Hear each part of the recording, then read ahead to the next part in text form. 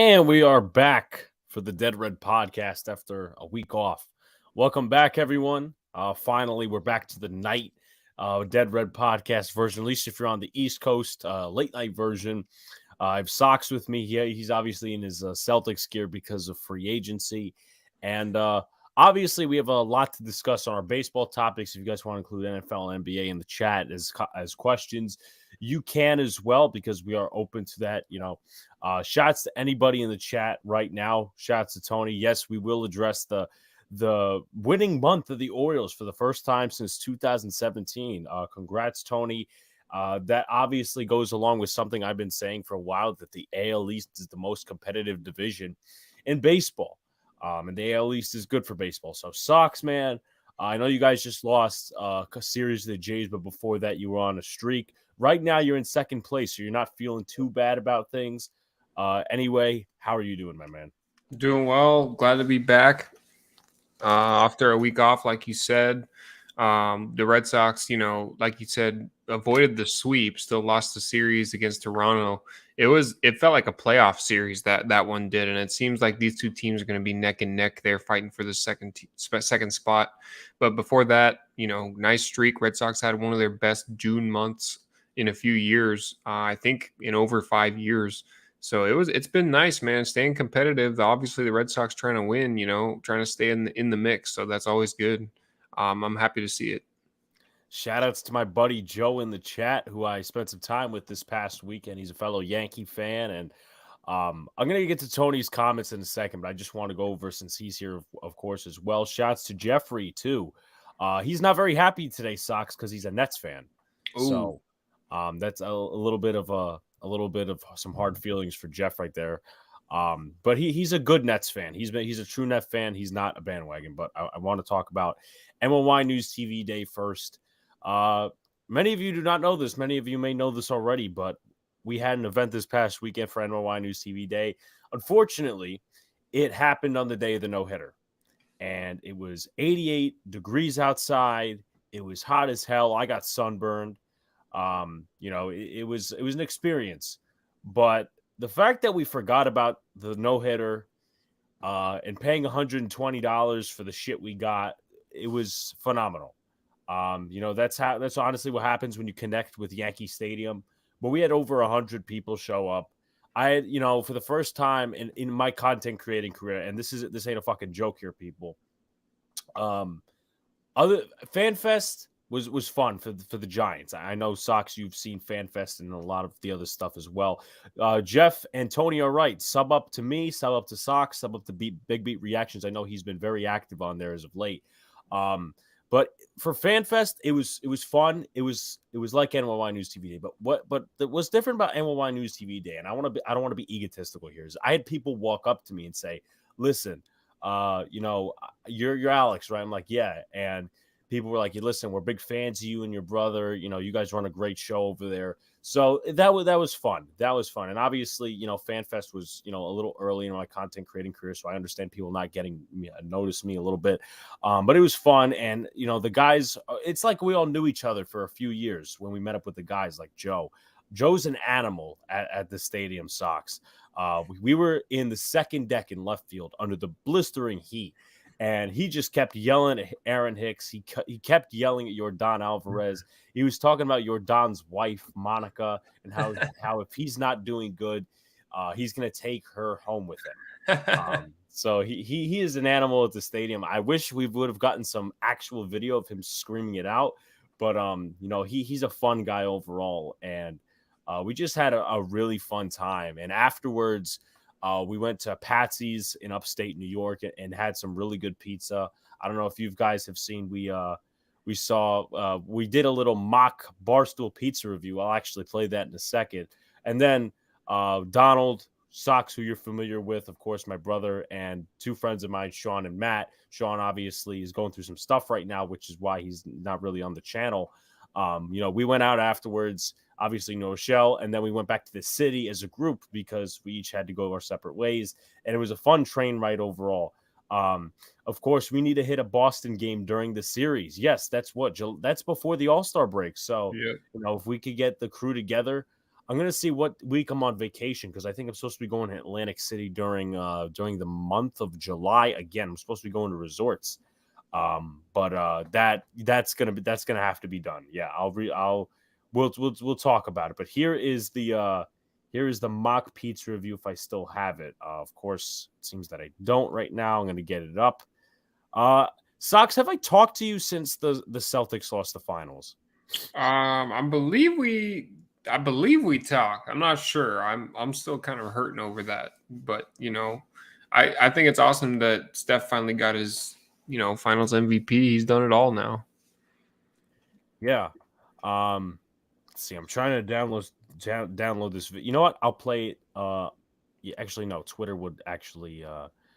Apologies for all the maneuvering around, but this is a funny video, at least in. Was it true that the Eagles head coach was trying to fight a Giants fan? I know someone sent something to me about that today. I don't know if it's true, so I'm not going to say. Somebody ought to knock that doofus out. Yeah, I mean, he's got a good team together, but if he's out trying to fight Giant fans, I mean, it's a little silly. Trying to look at the Twitter video downloader that I have so I could just download this and we could play this on screen. Go, because we mocked Barstool, as many of you, if you follow me on Twitter, of course, know. So we're gonna put it right here. Shouts to Tudo. What's going on, man? You guys, as I do this, you can put your questions in the chat. NBA, MLB, NFL as well. So I'm just waiting on this one thing. And of course, this is gonna screw with me. Let's see. I could delete one of my brother's videos, I guess. All right, downloads. All right, it's going to prepare in 1 second. And we'll get to it, of course. But unfortunately, tonight, the Yankees lost to the Astros again. So they're 3-2 against us this season. And once we get this video and once we go further into it, I'm going to talk about it because some are saying, well, we're going to be fine. Some are saying, well, what happens in the playoffs? And I'm concerned. I'm concerned because if you know the Yankees and you know their fan base, they're not talking about the regular season. They're talking about the playoffs. Yeah. How have you guys fared against them this season if you've played them? Against who? The Astros. I think we had one series against them, and I believe we either got swept or took 1 out of 3. I believe we play them 1 or 2 more times this year. But I haven't seen much of the Astros this year. I know Yordan Alvarez hits the shit out of the baseball. I don't know what he's been doing as of late, but I was listening to that game earlier today, and I think it's you guys are well within your right to be a little bit worried now. Obviously the Yankees are a talented ball club, so we'll see how it goes down the stretch. Shout out to my man MH. The day before the event, I actually went to Nasty Nestor night. Which was the night that Severino pitched against Justin Verlander. And I met MH. He's a tall dude, and, he knows a lot about his shit. He knows a lot about the Knicks, and obviously the Knicks didn't have a good draft period. Obviously, we'll see what they do in the rest of free agency. But, with that being said, it was nice meeting him, obviously, the day before I met everyone else. So here is the mock pizza review of New Rochelle, Patsy's upstate New York after NYYNews-TV Day. All right, idiots. All right, Frankie. We're at Patsy's in New Rochelle, somewhere upstate in the middle of nowhere. I got margarita pie. You guys got regular pie. I got a margarita as well. One bite. Everybody knows the rules. You got to say that like 30 times over. Yes, 1 bite. Everybody. All right, I got to see which one's the best of the slice here. I'm gonna go with this one. The same pie. Y'all rude. Not waiting for Sean. I don't care. I don't give a shit. All right. How much flop? No flop. Yeah, no flop at all. I hold it like a real person holds a pizza, though. Very good. Very good, Frankie. Someone told me that was the wrong way to eat I don't pizza. care. Not to lie. Told him to go fuck himself. He's just already all in one I'm flop gonna give now. this an 8-2. Very good. It's good. What do you rate it? I go 8-2. I think that's fair. I'm gonna go 8-3.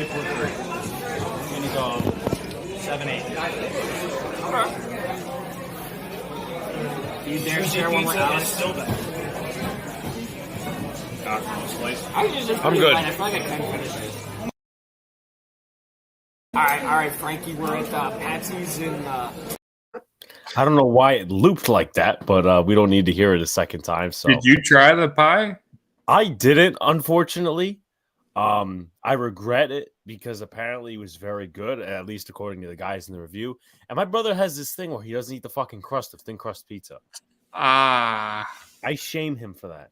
So I worked at a pretty fine dining pizza place. There's actually one in Brooklyn. It started there. It's called Grimaldi's. I don't know if you've ever heard of it. Oh my God, Grimaldi's is fucking fire, man. So I worked at one in Arizona. I was actually the restaurant manager there. I love Grimaldi's, so I've made a bunch of pizzas. So that pizza looked really good. You want a little bit of black on the bottom. Everybody hates a little bit of black, but you got to have it for the flavor. Sox, you made my day. Yes, that's awesome. I love that you know about it. That is awesome, dude. You got to send me pictures from. That's the original one. Yeah. So I'll say this about Grimaldi's. By the way, the bearded guy in the video, Sean, that's his favorite thing. Now he has different, thoughts on different pizzas. He's very picky, so he obviously takes Staten Island first. But when it comes to Brooklyn pizza, he finds Grimaldi's as like the best, in that borough. But the thing about Grimaldi's, and it's a pain in the ass. So Grimaldi's, there used to be one like 20 minutes away from me in Coney Island, and there's also one in downtown. And I like Coney Island better than downtown. Downtown, to be honest with you, I really don't like the area. Not because of like troublemakers or whatever. It's just like people, they're like touristy. They think they know their shit and whatever. But they closed before, when the pandemic was going on. They closed the one that's 21 minutes away from me because apparently the guy was not paying his taxes. It was tax evasion, so they had to shut down the business. There's a new pizza spot there. It's called like brick oven pizza, or it sounds like really touristy. And my mom was like, "Well, you want to go there?" I'm like, "No, Grimaldi's is not there anymore." But there's still the one in downtown. We wanted it. We actually a few weeks ago on a Saturday though, so that was a pain in the ass. My friend Sean and Luca went down to downtown just to do some maneuvering around whatever, and we wanted to eat Grimaldi's, but the problem is the fucking line was out the door, and it was a weekend, so we're like, we're fucked. So we had to go all the way back to my area, which is about a 30-minute train ride. The pizza obviously was good. But man, I did not know that, Sox. So I don't know if you know this, but obviously the original one's there in Brooklyn. They say it's under the bridge. I don't know if you can confirm that or not, but the family moved to Arizona. There's probably, I don't know, nine or so Grimaldi's in Arizona. That's that same family. So I'm well aware of that good pizza.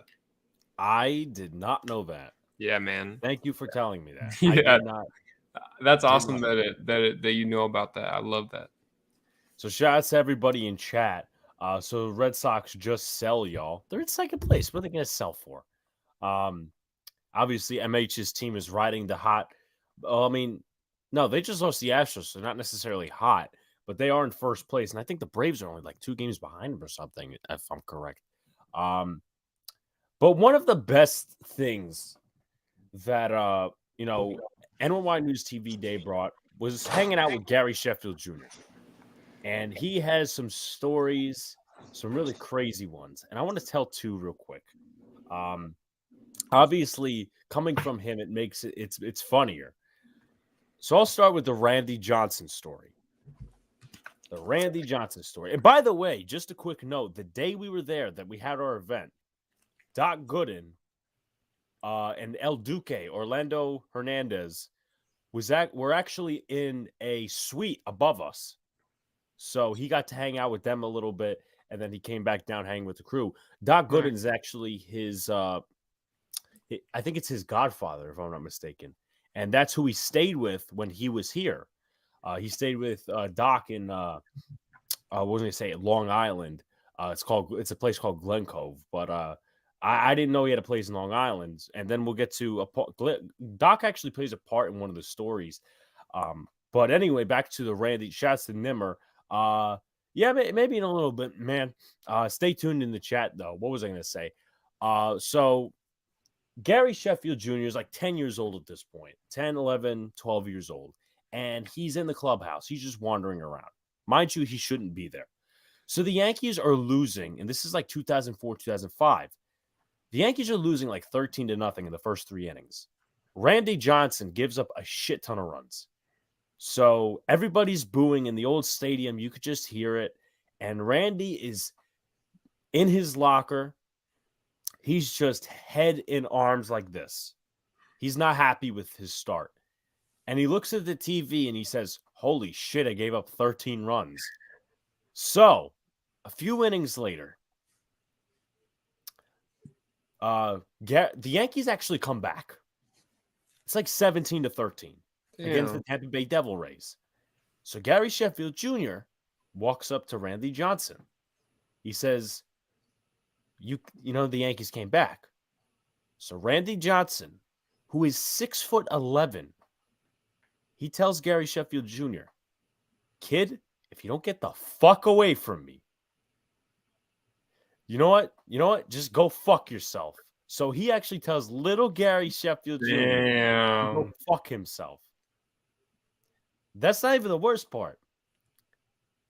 Before looking at the TV and realizing, Randy Johnson takes a garbage bin, and because he's so angry at his start, he chucks it. He chucks it so far across the clubhouse that it hits Gary Sheffield Jr., knocks him down. And he was eating Dippin' Dots at the time. So all the Dippin' Dots spilled. What?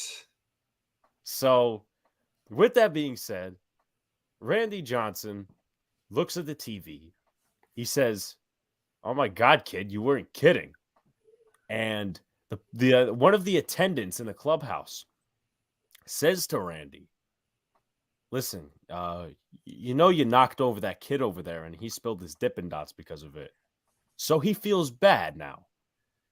He gives Gary Sheffield Jr. $100 and says, I apologize. Go buy yourself some Dippin' Dots. And if they have the banana split flavor, give me one. So, chats to Jeffrey, by the way. What's going on, Jeffrey? So that's not over yet. Then, at the end of the game, Gary Sheffield's walking around. Little Gary Sheffield, I should say. And Joe Torre comes over to him. And he was a really nice guy, at least according to Chef. He says, listen, Gary, you can't be in here. And his father is pissed off at him. He's like, dude, what are you doing here? So as Joe is telling him, listen, you can't be in here, Randy Johnson says to Joe, shut the fuck up, Joe. And then they just left little Gary Sheffield Jr. alone. Dude, that is awesome. What a story. Are you kidding me?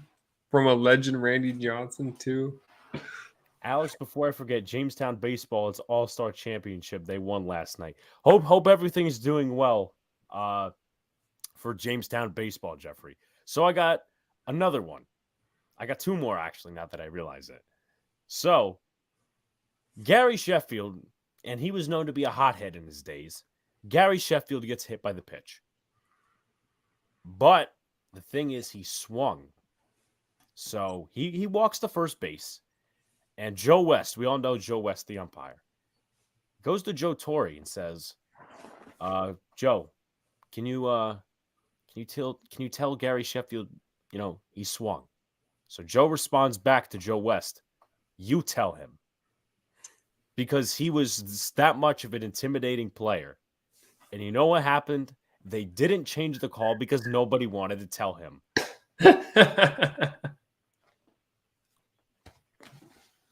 So, baseball's the best, man. This is great.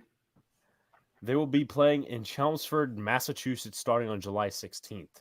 Interesting. I hope all is well. I hope Jamestown does really good there. Nice night. Thank you for telling us, Jeffrey. So imagine little Sheffield buying the banana split Dippin' Dots, bringing it back to Randy Johnson, and just dropping it on the floor right in front of him. What, on purpose? Yes, because He wow, would he he hit would him have with a gotten his trash ass can. beat. He would have I don't gotten know his if Randy ass Johnson is kicking a little kid's ass. beat. So here's a story. This is how Sheffield became a Yankee. It's actually this story was told on one of our Boys in Big Apple podcasts when we had actually Chef Jr. on. And shout outs to Olivia, by the way.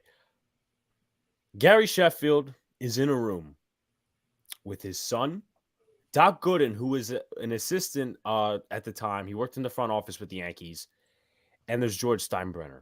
George Steinbrenner did not do agents, so it was owner-player negotiation. Now, one of George's main, I would say, missions that offseason in 2004 was to sign Gary Sheffield. And because Doc knew him so well, George made it Doc's job to get him in the Yankees uniform. And basically, if that didn't happen, Doc was fired. With that being said, so they're in the negotiating room.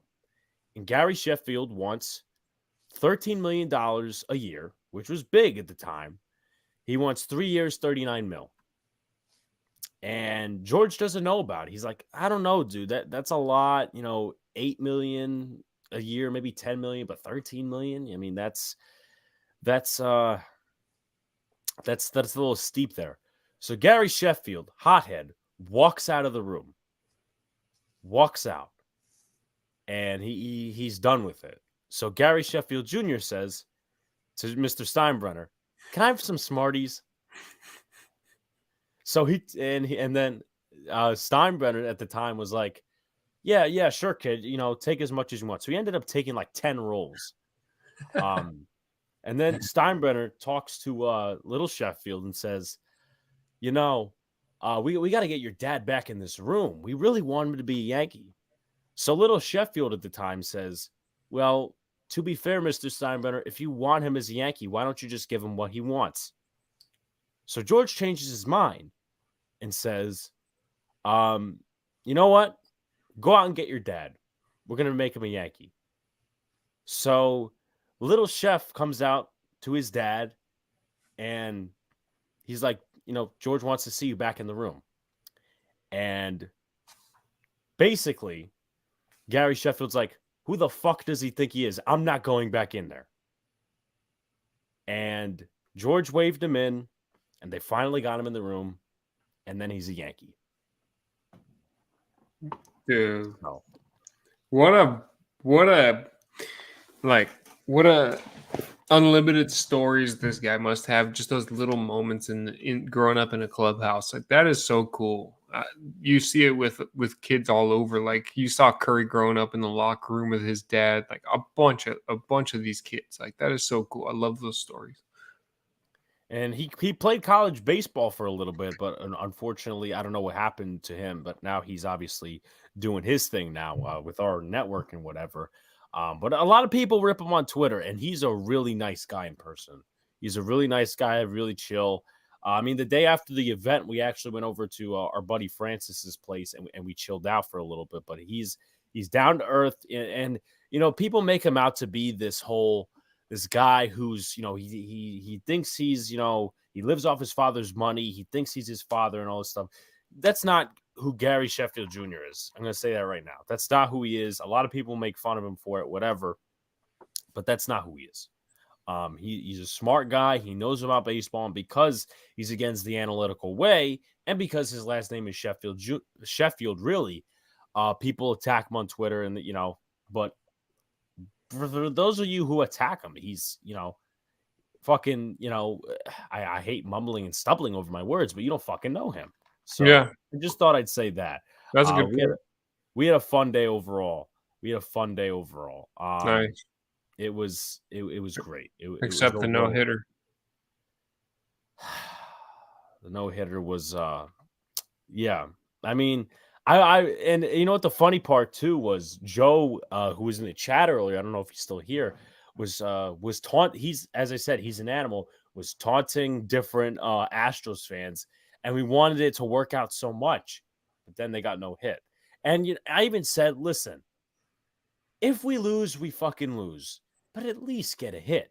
So they ended up losing, both times that I was there, the Friday and the Saturday.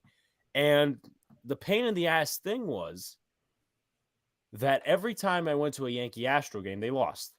I've been to opening day 2016, which was the game right after they got eliminated by the Astros.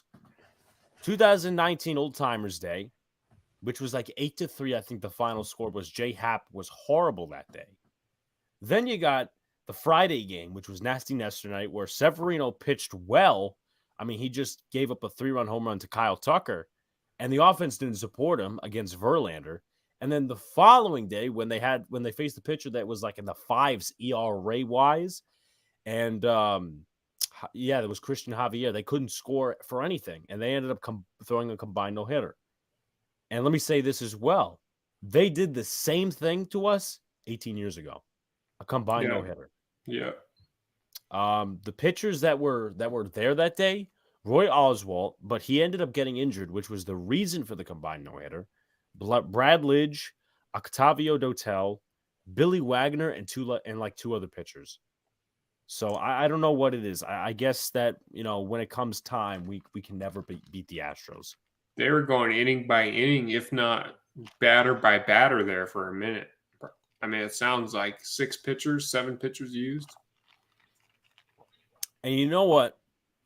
Here's the thing, Sox, and I'm going to ask you something, but I'm going to bring up my point in this. Someone brought it to my attention. Well, they said, I really don't think that a combined no-hitter should count as a no-hitter. And I said this, listen, I get your point. I agree with you. But nowadays, with the analytics and all this other bullshit, you're not going to be seeing no-hitters from guys like Corey Kluber that last 9 innings. You're not going to be seeing no-hitters at, for example, Madison Bumgarner, even though that was 7 innings and that was like a year ago. 2 years ago, actually, now that I think about it, maybe even last year. I don't fucking know. But you're not going to be seeing that anymore. So it's going to become the reality. And once again, I don't agree with it. If pitchers could go out there and throw 107 pitches or even go more than that just for the no-hitter, I mean, what are your thoughts on that? I see analytics creeping into the game too much right there. Like, if you think about it, I know there's not a lot of guys that are going out throwing over 100 pitches, but like Nick Pivetta, for us, he's thrown in his last 2 outings, he's thrown over 100 pitches. There's still guys out there that can do it. So we should just leave the no-hitter how it is. There's still guys that are going to do it, but I see the analytics taking over. Like you said, I still disagree with people saying that it should be a no-hitter if it's combined. Yeah. Yeah, and it's gonna be the expectation nowadays. It's gonna be the expectation. Yeah. So Nemmer says Kevin Durant wants probably to play with the Celtics. No, but I don't know. But I think Kyrie Irving wants to play with the Lakers. I see KD going to the Suns, and I know my friend Gary Sheffield Jr. is a big proponent of that because he's been saying it for the longest time. But that's honestly a destination. I don't see the Celtics as a destination. Someone said that this was like a source from ESPN, and they're fucking dead wrong, I guess. Or they were just fucking around, that like the Lakers have enough to get KD and Kyrie, or was 2 other players or whatever. I'm like, they can't even get a package. It's not going to happen because they have a lot of shit players on the roster. It's either role players or guys. It's just not a fit over there. But you were about to say?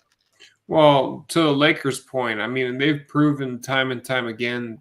They did get the Mickey Mouse trophy in 2020, but they've proven time and time again that you can't just put together a roster on paper and win a championship. They tried with Dwight Howard and Steve Nash. Now they tried with Melo and Russell Westbrook, and that didn't obviously work out. But I don't know. I think it's more Celtics fans that want Kevin Durant to go to Boston. I'm not really on that train. Like, yeah, it'd be cool to have that kind of scorer on the floor at all times, big name. But you would have to give up a lot. Either Jaylen Brown or Jason Tatum. Yeah, and I'm not willing to give either of those guys up. I'm not willing to give up Smart. I'm not willing to give up either of those two. So, I don't know. I think it's just the fan base, really. Are you concerned, though, like the way Jason Tatum played in the finals? Like, are you concerned anything about it? I'm a little bit concerned because he turned the ball over a lot. Like I was just waiting for the Celtics. He had, it's a fun fact, and it's not a fun fact for you. He had over 100 turnovers in the playoffs. Yes, I saw that. I don't think anybody's ever done that before. It was a record, the amount of turnovers that he had in the playoffs. Now, given it was his first finals run, we had to deal with Kyrie and Kevin Durant. We had to deal with Milwaukee. Now they didn't have Chris Middleton, but then we had to go through Miami as well. So it was a tough road. But you can't be turning the ball over 100 times. That's 100 times you give the ball to the other team. It's ridiculous. That was definitely a huge factor. Yeah, make sure everybody likes, comment, subscribe, sub to me, Sox, Big Beat Reactions, do all that good stuff. Share it out as well. Get more people in here. This show, we're going NFL, NBA, MLB. So anything you want to ask, please put in the comment section. We may get some people on here as well eventually during the show. Did you find out what happened to Freddie Freeman? No, the last I heard about Freddie Freeman was that he wanted to go back to Atlanta. The guy he hired to make it happen didn't make it happen, and he fired him. Didn't make it happen is honestly a nice way of putting it, Sox. He didn't tell him there was a deal on the table. He didn't tell Freddie that there was a deal on the table? There was a deal on the table that Freddie would have most likely accepted, and the agent didn't fucking tell him. So was the Los Angeles deal worth more money? Why would he do that? I have no idea. Honestly, I don't know what you gain out of that, to be real. Seeing how emotional Freddie was when he got his ring just recently, I think a few days ago in Atlanta when the Dodgers returned, that upsets me, man, to hear that there was a deal on the table. He's standing there saying, even though I have a different jersey on, I still love everybody here, like all that stuff. I wish he would have stayed. He's a nice guy. He is a nice guy, and we talked about it when he was still up in limbo where he was going. I thought he was returning, no question.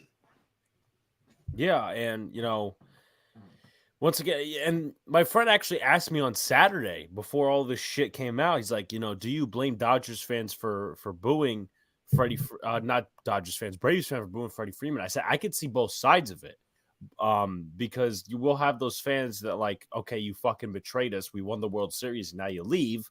And then you have those fans who are like, you know what? He just wanted to go to a better place where, we got Matt Olson now. So I saw both sides of it. But now that this shit comes out, I mean, that's extremely scummy. And Freddie Freeman, I've always liked him as a player.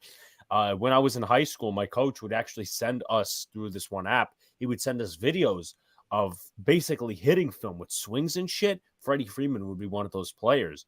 And, I've always liked the guy. He's still good. I mean, obviously, he's not having a spectacular year this year when you look at Freddie Freeman's stats. He's got I think under 10 home runs, if I'm not mistaken. But, that he needs to sue him. And I know, obviously, people are going to say, well, he's with the Dodgers now. You got to look past that. No, you sue him because emotions are emotions. He could have probably went back to Atlanta knowing that there was a deal on the table, but he could have gotten more money as well, and he wouldn't have had to move his family. So that's just horrible. What a scumbag move, seriously. Like that I didn't even know that was the case. To find that out right now, that is, moving your family across the country. He spent his whole career there in Atlanta. Want a ring there? Won a ring there. And then he didn't even earn it. He didn't even get his ring until just last week. Yeah. So we got a question, and we'll get to some other stuff as well. Sox, are you concerned that the Red Sox are 8-15 versus the AL East? Also, please comment on the Sox closer being unavailable with Toronto because he wasn't vaccinated. A huge reason why they lost. Yeah, I mean, it's definitely a concern when you're way below 500 against your division. I think that'll get better. It's honestly surprising to me. Like, I know we've had your number all year, but it does, but it doesn't surprise me at first look because you guys really haven't had a good year against the Blue Jays. The Yankees have owned you. That's pretty much there. But what about the Rays and the O's? We haven't played well against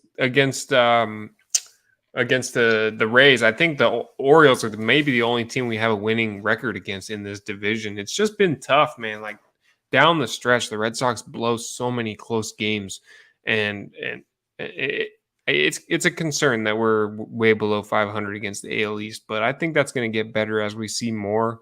Obviously, the trade deadline, looming. We're going to go after a big bullpen arm, hopefully, and hopefully that stuff will settle in. As far as Tanner Houck, not being available, as far as him being unvaccinated or not, we're not going to go into that, in my opinion, because it doesn't matter. I just see it as he's unavailable. And if he's not going to be available going up north, a team that we see a lot, maybe you think about getting somebody that is. It's not about why he's unavailable, but he's not. And that's a player's best ability is their availability. So we'll see if the rules change or whatever. But right now, let's just put that past us. We're out of Toronto right now.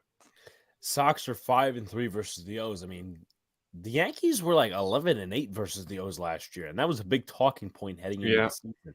As far as Tanner Houck goes, we're not going to get into the political stuff because it eventually gets political and all that shit. But what I would say for the Red Sox, though, and obviously this is a big talking point for both of our teams, is bullpen help. You guys really didn't have a straight closer at the beginning of the season. Then, of course, Matt Barnes goes on the IL and is still on the IL to this point. And then you have Tanner Houck, and for some reason he's unavailable. You got to have those guys you trust in the bullpen. And, it's going to be a weird situation because for guys like when these guys come back, Chapman, Loizaga, Britton, and Herman, where are we going to put them? Because there's a lot of guys we've seen that, some good stuff from, and there's a lot of guys that we haven't seen good stuff from, but they may still stay in the majors, because of the contracts they're tied to. So, I mean, it's gonna be an interesting trade deadline, and it makes me a little bit scared now that the Blue Jays are in on my buddy Benintendi. Man, I just don't want to see him in the division. I just wanted to see him succeed elsewhere. That's all I care about.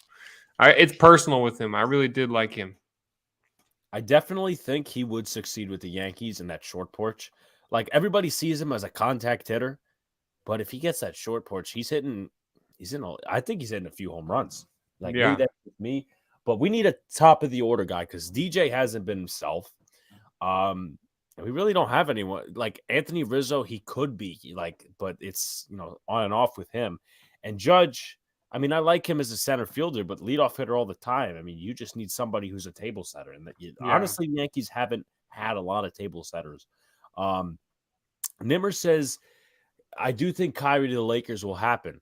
I don't think that's happening because they would have to give up probably one of their stars. I mean, Carmelo's a free agent. Anthony Davis is still there. They're not giving him up. So, I mean, Russell Westbrook, they're even unwilling to trade. So, I don't see it happening. I mean, how long, honestly, are the Lakers going to stand before that whole thing splits up? It's gonna depend on LeBron. He's the nucleus. So, how many years do we see him playing? 4 more years at a high level? It can't be much more than that, And even before then, if he requests a trade, what if he wants out? Yeah, if he wants out, it's all over there. You can't build around Russell Westbrook. I hate to break your bones, but that's not going to happen. Now, let me ask you this, Sox. Maybe before this year or last year, which dynasty did you think was going to last longer, the Lakers or the Nets? Ooh, maybe before this year, you said? I mean, I would probably think the Nets. I'm a big Laker hater, but I saw a bunch of old dudes coming in there. That just doesn't work. I flashed back to when they brought in Dwight Howard and Steve Nash and with Kobe and it wasn't going to work out. Like Carmelo needs the ball a lot. Russell Westbrook needs the ball a lot. And then you got to give LeBron James his, the chemistry never seemed to be there. I thought the Nets maybe had a chance. It took the Celtics a lot to get rid of them in the playoffs. I think they go out and probably beat Milwaukee and Miami. So the Nets could have been right there as well. So, looks like they're splitting up too. That's how the NBA goes. Yeah, NBA's a funny league. Now, let me ask you this, because I was having a conversation with my friend Matt, who obviously was in the pizza review video, and Sean. And I was also watching, shout outs to the Premium Takes crew. I was watching the Premium Takes, and Mac the Giants fan brought this up. And I want to ask you about this because you're a Celtics fan, but you've seen it, and we've just seen like a blow up, a little bit of a dynasty here, if you want to call it a dynasty. My one friend says that he's a Knicks fan, but he's not like blood and passion like he is Steelers, like he is Yankees. And he said the reason he's not like that is he feels that the Stars control the game. Like if there's no loyalty to a single team, and that works with the fans as well. Because for Net fans, probably about 35 to 40% of them are real, and the rest are bandwagons. Yeah. So, what are your thoughts on that? Do you think that has killed the game? And also, Mac the Giants fan brought this one up, that he used to watch the game, obsessively, but he doesn't watch it anymore because it's too soft. Thoughts on that? Those 2 points are almost exactly the way I feel about the NBA. And they kind of they coincide with each other. The players controlling the outcome of the contracts and the moves and all that, and how soft it is with the referees and the bogus calls and the flopping. It is ridiculous. So I used to be a diehard NBA fan, and I still watch the Celtics every time I can, but I don't watch the rest of the NBA. I don't care about the rest of the NBA. I used to. But the merry-go-round, the carousel of player movement every year has killed this game. Like, it makes it hard to invest in the team. Like, you don't know what your team is going to look like any year. I've had a hard time really sticking with the NBA. I'm not going to lie with you. I'm not going to lie to you. Yeah, and I'm still trying to get into it, as my brother and obviously my friend Donald talk about the NBA, of course, on the Boys and Big Apple podcast every Monday. And I'm trying to get into it now, obviously, now that we have the off season coming up, and that I can contribute to the conversation. But those are two like big points to bring up. And I understand nowadays it's come a thing in football where you can control where you go. But at the same time, I don't think it's as bad as in the NBA. And, we can say football is soft because it has gotten soft a little bit. But I don't think it's on the level of NBA, where some people find it very unwatchable, and you could just tell who's getting the calls and this stuff like that. I mean, do you agree with that point? Yeah, I mean, 100%. You know who's getting calls. Guys travel all the time. They don't call it. The amount of bitching and complaining that guys do to the referees blows my mind. Seriously, they should not be able to. They should not be able to do that. And it's affecting guys' play. Like the people that call LeBron James the GOAT, which we don't have to get into that. GOATs don't walk back on defense after not getting a call with their hands in the air. Like you see him stop on plays all of the time. Like I'm sick of the NBA now that we talk about it, especially since the Celtics lost, and I'm salty still about the Warriors. I'm pissed. I'm putting the NBA below MLB and NFL. Draymond Green. And that's one of the guys. If he's on your team, you love his energy. You love the way he gets the guys going. But everybody else hates him. So I want to pull up this now. It's very hard to read, of course, so I'll read it to our fans. So this is actually as of Monday. Now, I don't know how it's done recently, but I do have one update, of course. So this is the All-Star balloting and voting. For the catchers, Alejandro Kirk and Jose Trevino lead for the American League. And this is just all American League right here. For first base, it's Vlad Guerrero Jr. and Ty France. Here's a problem I have. I don't think Vlad's been himself this year, and he's getting the most votes. That's the problem. I mean, if you remember when we did our voting, I've picked him, and it was primarily based on the fact that the fans would do this. It's a fan favorite. But I agree, Ty France should be in that spot for sure. Fortunately, Ty France is now hurt, so Carlos Santana is actually replacing him in Seattle. He got traded a couple of days ago from Kansas City. So Anthony Rizzo might actually slide into that place now that Ty France is hurt. Yeah. And Rizzo's had a solid year. I know batting average plays into it. I mean, he's had his struggles, but he's part of this core, and I like him as that. Second baseman Jose Altuve, and let me ask you this, Sox, because I some people I just can't stand, and some people's takes I just can't stand either. I'll leave this up here. Someone said on Twitter, Jose Altuve is a beast and plays like this against every team. Like he plays just out of his mind. I don't think that's true. I think that he plays good and, he's just generally a good baseball player against every single team. But when he plays the Yankees, it's a different energy because of all the fuck Altuve chants. And I will admit, on Saturday, I did participate in them. But once he hit that home run to left field just right of my section, I stopped because I'm like, this guy fucking owns us. So do you think he just plays like that, to every team? Or do you think he just plays like that against the Yankees and he's good as a player against every team? I mean, the dude's good against every team, no question about it. You don't want to pitch to Jose Altuve. But imagine being a top competitive athlete in the major leagues and you're one of the most popular players and you got a whole stadium of fans chanting "fuck Altuve." That's going to light a fire under you. That's Jose Altuve saying, you know what? You want to come at me? Here you go. I'm going to deposit one into left field. I'm not surprised by that at all. I see him like a shark in water, smelling blood when he goes to Yankee Stadium. Yeah. And the one thing is, he owns us and his team owns us. And I'm going to get into that. So we already went also Santiago Espinal, who I think he's had a good season, but he is in there as well for Toronto at second base. Third base, Jose Ramirez and Rafael Devers. I'm sure you're pretty happy about that. Shortstop, Bo Bichette and Tim Anderson. I think Bogart should still be there, though. I don't know who. I know Anderson's been injured a little bit. I don't know if he's still injured now, but has Bo Bichette really had a better year than Xander Bogaerts? That's a good question. I bet you they're probably pretty similar, but Bogarts always gets slept on, man. I don't know what the hell it is. I don't know what it is. So Bo Bichette this year is hitting .255 with 12 home runs and 41 RBIs. Now let me take a look at Xander Bogaerts.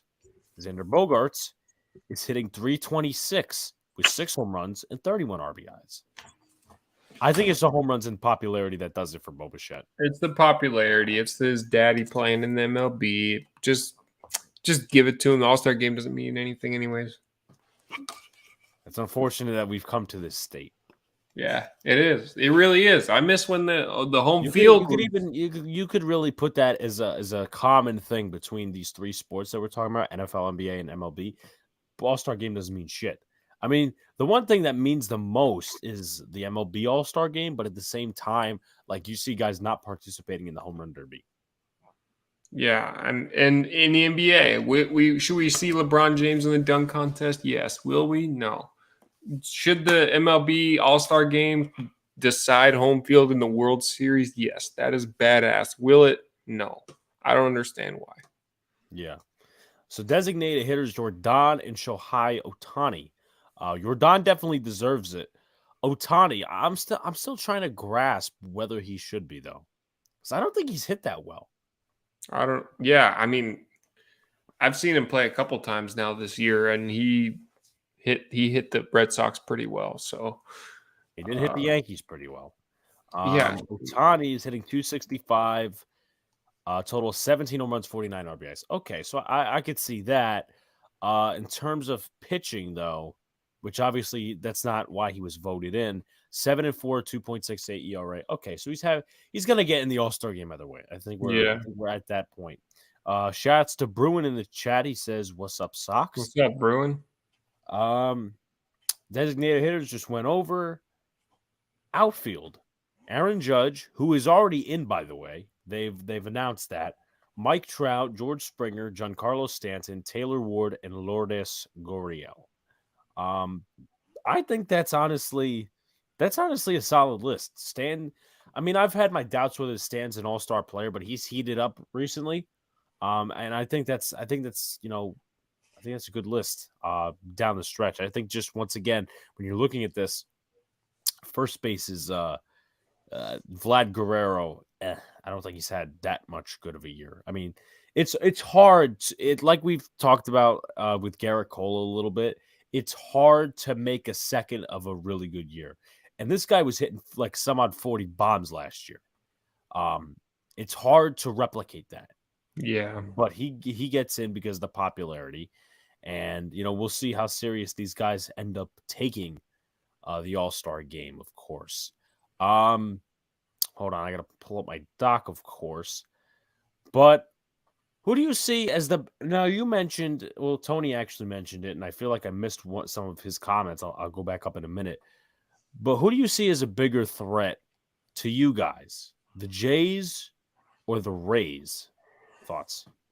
To be honest, right now it's the Jays. I think their pitching staff is getting better than it started. Obviously, they're right on top of us, or we're right on top of them for second place. And that offense is scary, man. I know Vlad's not himself, but he could catch fire at any moment. George Springer's having a good season so far. Obviously, all-star voting. He hit a big home run against the Red Sox a couple days ago. Up and down that lineup, they're good, and right now it looks like they're going to be pushing with us towards the end. If not into October, we'll be playing the Blue Jays. So I'm ready for it. I think you just gotta hope you have that top seed. Yeah, because that's important. Yeah, I mean, either way, whether you're talking about vaccination status, which once again we don't get into on here, whether it's that or whether it's just because you have to admit, in like past years, that place is fucking lit for playoff games. Yeah. I'm not saying Boston isn't, but yeah, Rogers Center is a different energy.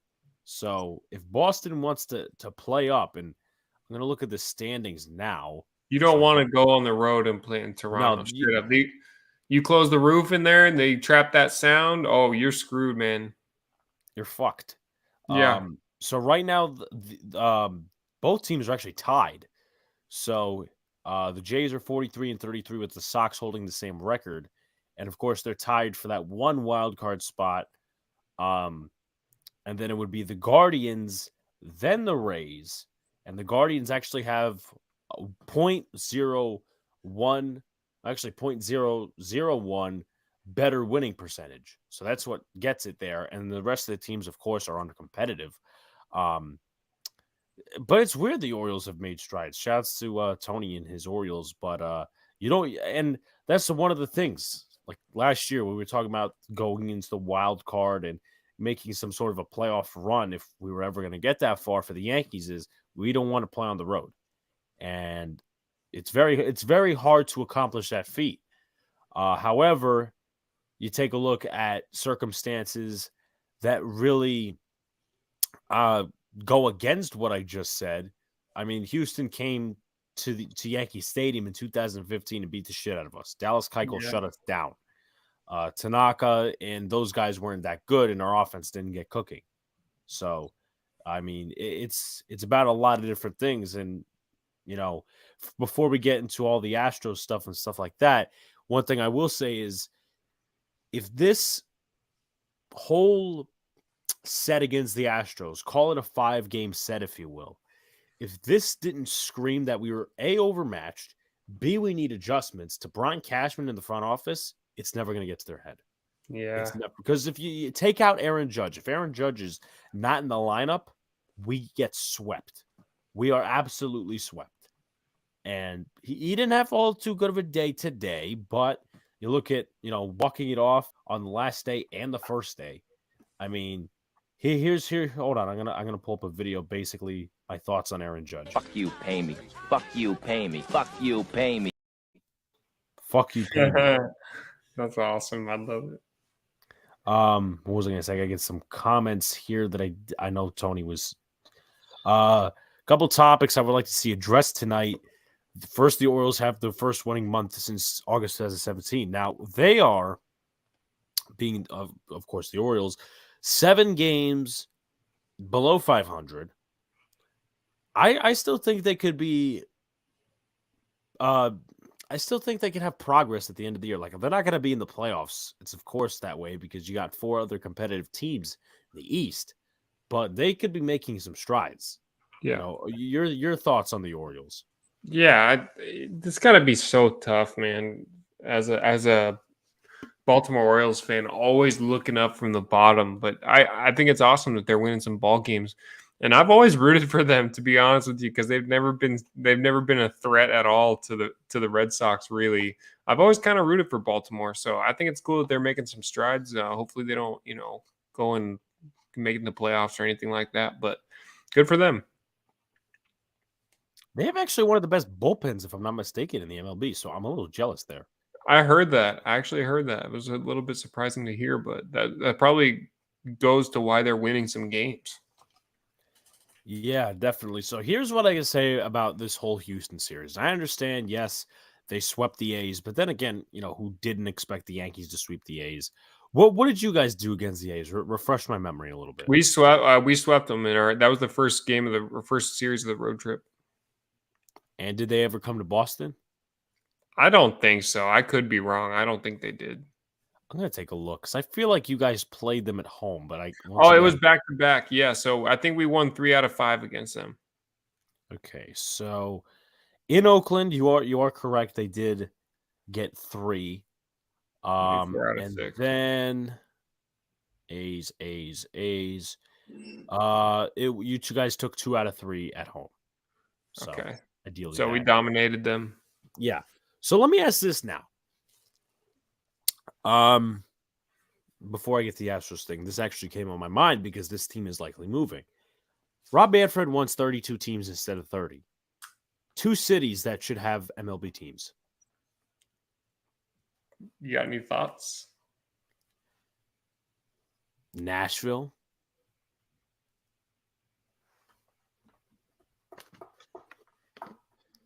Two cities that should have MLB teams.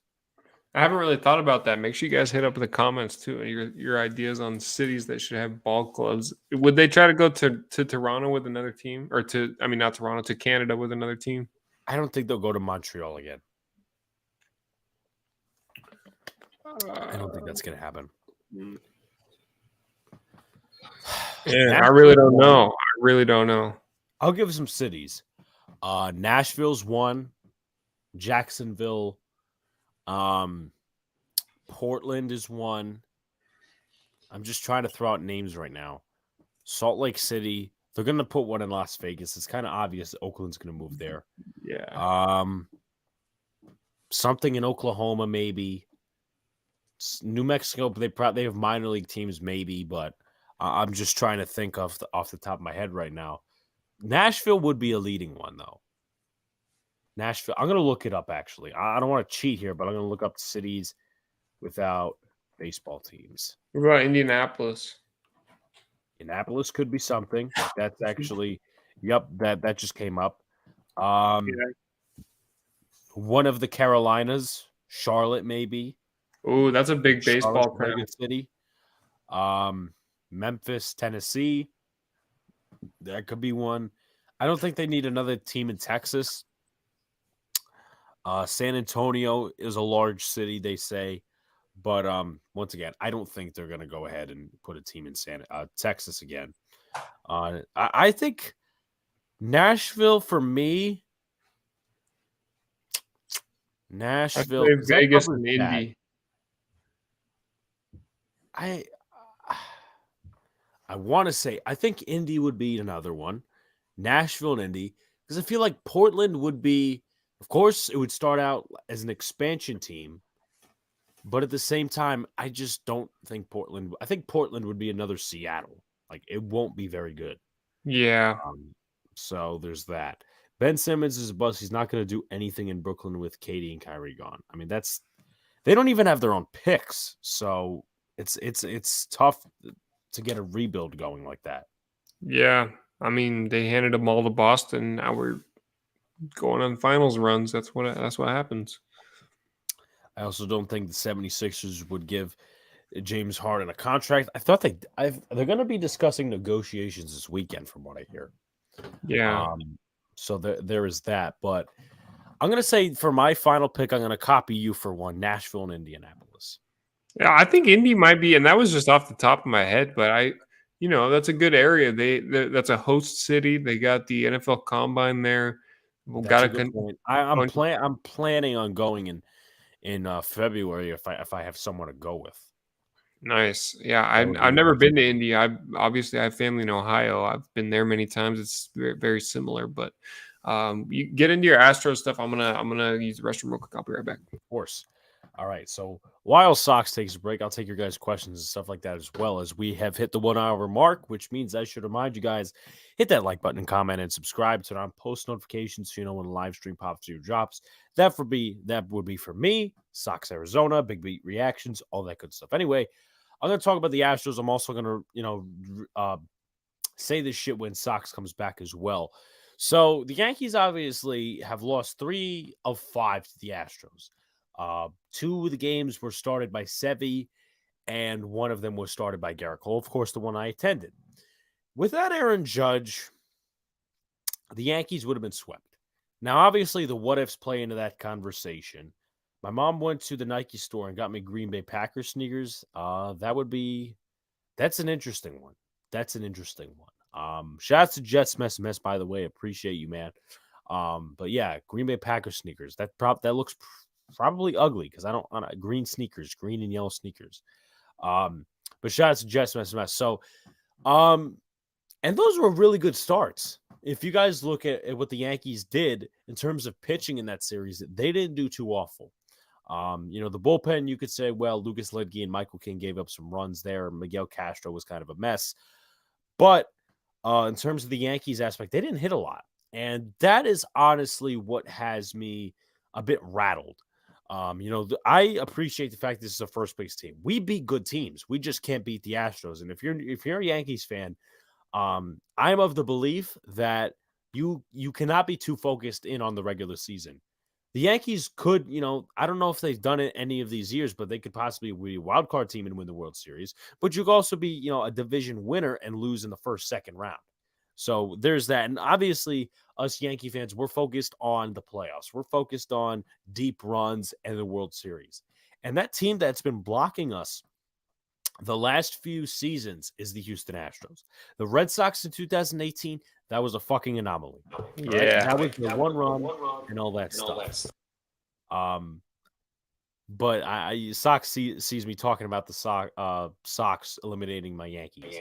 And he's just laughing at that. Is there an echo on your end or my end? I don't have one. Are you good? I think I'll lower mine a little bit. Okay, I think I'm good here. But I was saying, Sox, is we lost 3 out of 5 to the Astros, and 2 of those, actually 3 of those were good starts. Sevy pitched into the 7th against the Astros today. Sevy pitched into the 7th against his start on Friday, and then Garrett Cole pitched into the 7th in his start on Saturday on the no-hitter. So pitching in that case for the first 2 is not a problem at all. But the hitting is. And we could play revisionist history. Josh Donaldson's been shit. He's been absolute shit for the Yankees. Other than that little White Sox series, he's been garbage. He's not had. We're gonna play. We're gonna do something. Give me 1 second. Take it out the bat. Okay. So I explained this on last night's Twin Bill. We obviously know Donaldson's swing. It's pretty renowned across baseball. I'm going to try to do this as best as possible. So I'm going to lift up the camera here. Donaldson is getting very good pitches. There's no doubt about that. You watch the at-bats, he's getting cock shots right down the plate, right in his area. So you have him right here. He does this little leg kick, but everything is popping up. And that's what pisses me off about him. The adjustments are not being made. And he's a great defender. And I wouldn't be as pissed about this Sox if he wasn't making $25 million. Yeah. But he's making $25 million. And that was a big acquisition for the Yankees, whether you're talking about it was big in a good way, it was big in a bad way. But this guy hasn't been good. having like a 706 or 714 OPS is not going to cut it. Sox looks like he's from the House of Pain. That's an interesting comment. Well, I mean, the Celtics lost the finals, so he's still recovering from that. I would be too, of course, if my team lost the finals. But if this series wasn't a scream of bloody murder, we need to get better in certain areas for Brian Cashman, I don't know when it's going to happen. That's why all these weeks we've been talking about, well, the Yankees need to go get Benintendi. Well, the Yankees need to go get a bullpen pitcher. Because if you look at it, it's like having a pass rush and a secondary in football. One helps each other out. You know, the secondary helps out the pass rush helps out the secondary. It's pretty obvious. If you fix that bottom of the lineup and the way you're doing things, you could be at the Astros level. And last year, the Yankees went all in and got Joey Gallo. They went all in and got Anthony Rizzo. They got some bullpen pieces to shore up that bullpen, even though it was already pretty good. So, and that was a team that was way different from this team. We are a first-place team now, which could be worse in terms of what we think, because Brian Cashman could possibly blow it and say, hey, we don't need anybody. But I don't think that's the case. Benintendi is getting a lot more attention now because guys like Juan Soto are not going to go. He may not get traded by Mike Rizzo in Washington. What's the other guy? Brian Reynolds. He just hit 3 home runs for the Pirates the other night. You think of him, you think of O'Neal Cruz and some of these other cats that are coming up in their system, and they just re-signed Brian Hayes to a contract. You think they're going to give him up? They like their young core, whether they're a good team or not. They like them. They like Brian Reynolds. They like Brian Hayes. They like O'Neal Cruz. So I don't think he's going anywhere, which shifts all of the fucking attention to Andrew Benintendi. So the Yankees have to potentially overpay for a contact hitter. But I would take that, because if that gets them to another level with the Houston Astros, great. And that's honestly what the whole trade deadline should be about. Not, we try to sweep every series. Not, let's, keep just beating up on the bad teams. No, it's about getting up to the Astros level. It's called evaluating that series so they don't kick our ass in the playoffs. It's about, okay, listen, admitting your mistakes. How about that? Joey Gallo was a mistake last year. We're going to go out and try to overpay for Benintendi, but it's going to work because he's going to be a top-of-the-order hitter. It's about getting a starting pitcher. Because I will say this. Now, Jets mess, if he's still here, he could agree with me, disagree with me, maybe. He's a Yankees fan. That's what I know, because he complains about Aaron Hicks a lot. And honestly, he's not wrong there.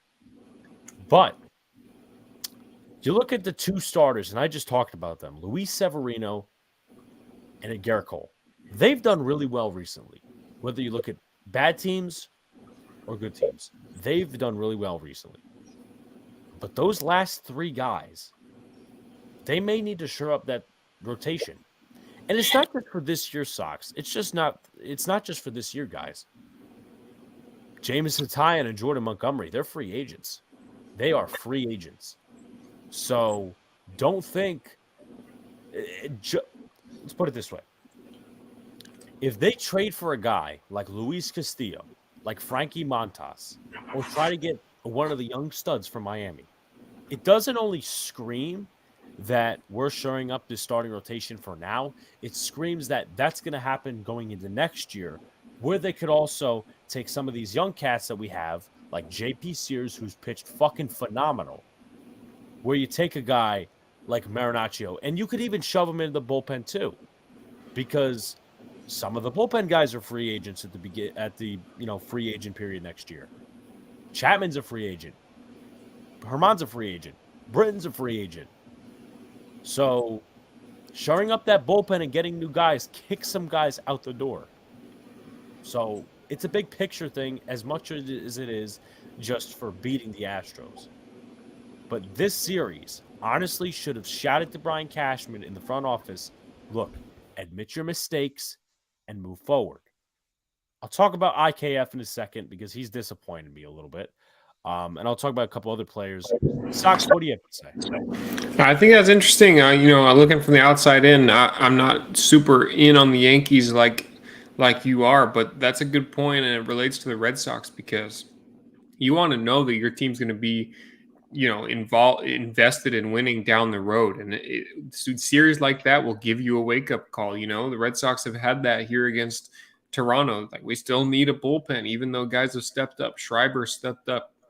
Danish has stepped up, but it's not going to be good enough in this competitive going down the road into October. It's not going to be competitive. So you want to go down and get those lower tier guys to solidify your lineup. And I think we're both looking at that issue right now. I'll get to the Nimmers comment in a second. And here's where I'll credit Brian Cashman. I will also, kind of crap on him a little bit too. Brian Cashman has been very good at finding smaller finds. Clay Holmes, that was exceptional. Now, of course, my boss at NYYNews-TV, Pete Simonetti, had a guy in Pittsburgh tell him, listen, everybody's freaking out over Holmes. He's actually a very good pitcher with a very nice sinker. And that actually happened to be the truth. But I don't know, but nobody knew who the fuck this guy was. So that is where the advanced scouting kicks in, and that's where Brian Cashman does a really good job. Jose Trevino. Anyone think that he was going to be a starter? Everybody assumed that, well, we traded for him because, guess what? Ben Rodvet's not going to be ready for the regular season, and we ain't trotting into the regular season with guys like Kyle Higashioka and Rob Brantley. So we got Trevino. There might be a couple other guys that he finds that are nobodies, and they just come out and are stars for the Yankees. I think that's more on the pitching side than it's on the hitting side, because the hitting side he's kind of struck out on. If I'm going to be real. Donaldson, he struck out, and it's pretty evident. Joey Gallo, he struck out. Signing Hicks to a big contract, he struck out. So a lot those adjustments are going to have to be made. And when you have a guy like IKF, who isn't known for his hitting. He's hitting like in the 250s, 260s right now. He made a couple of nice plays tonight, and I will get to something because it's actually pretty funny. He made a couple of nice plays tonight, but what was he brought over for? He was brought over for his defense. Sox, guess how many errors this guy has? All season? All season.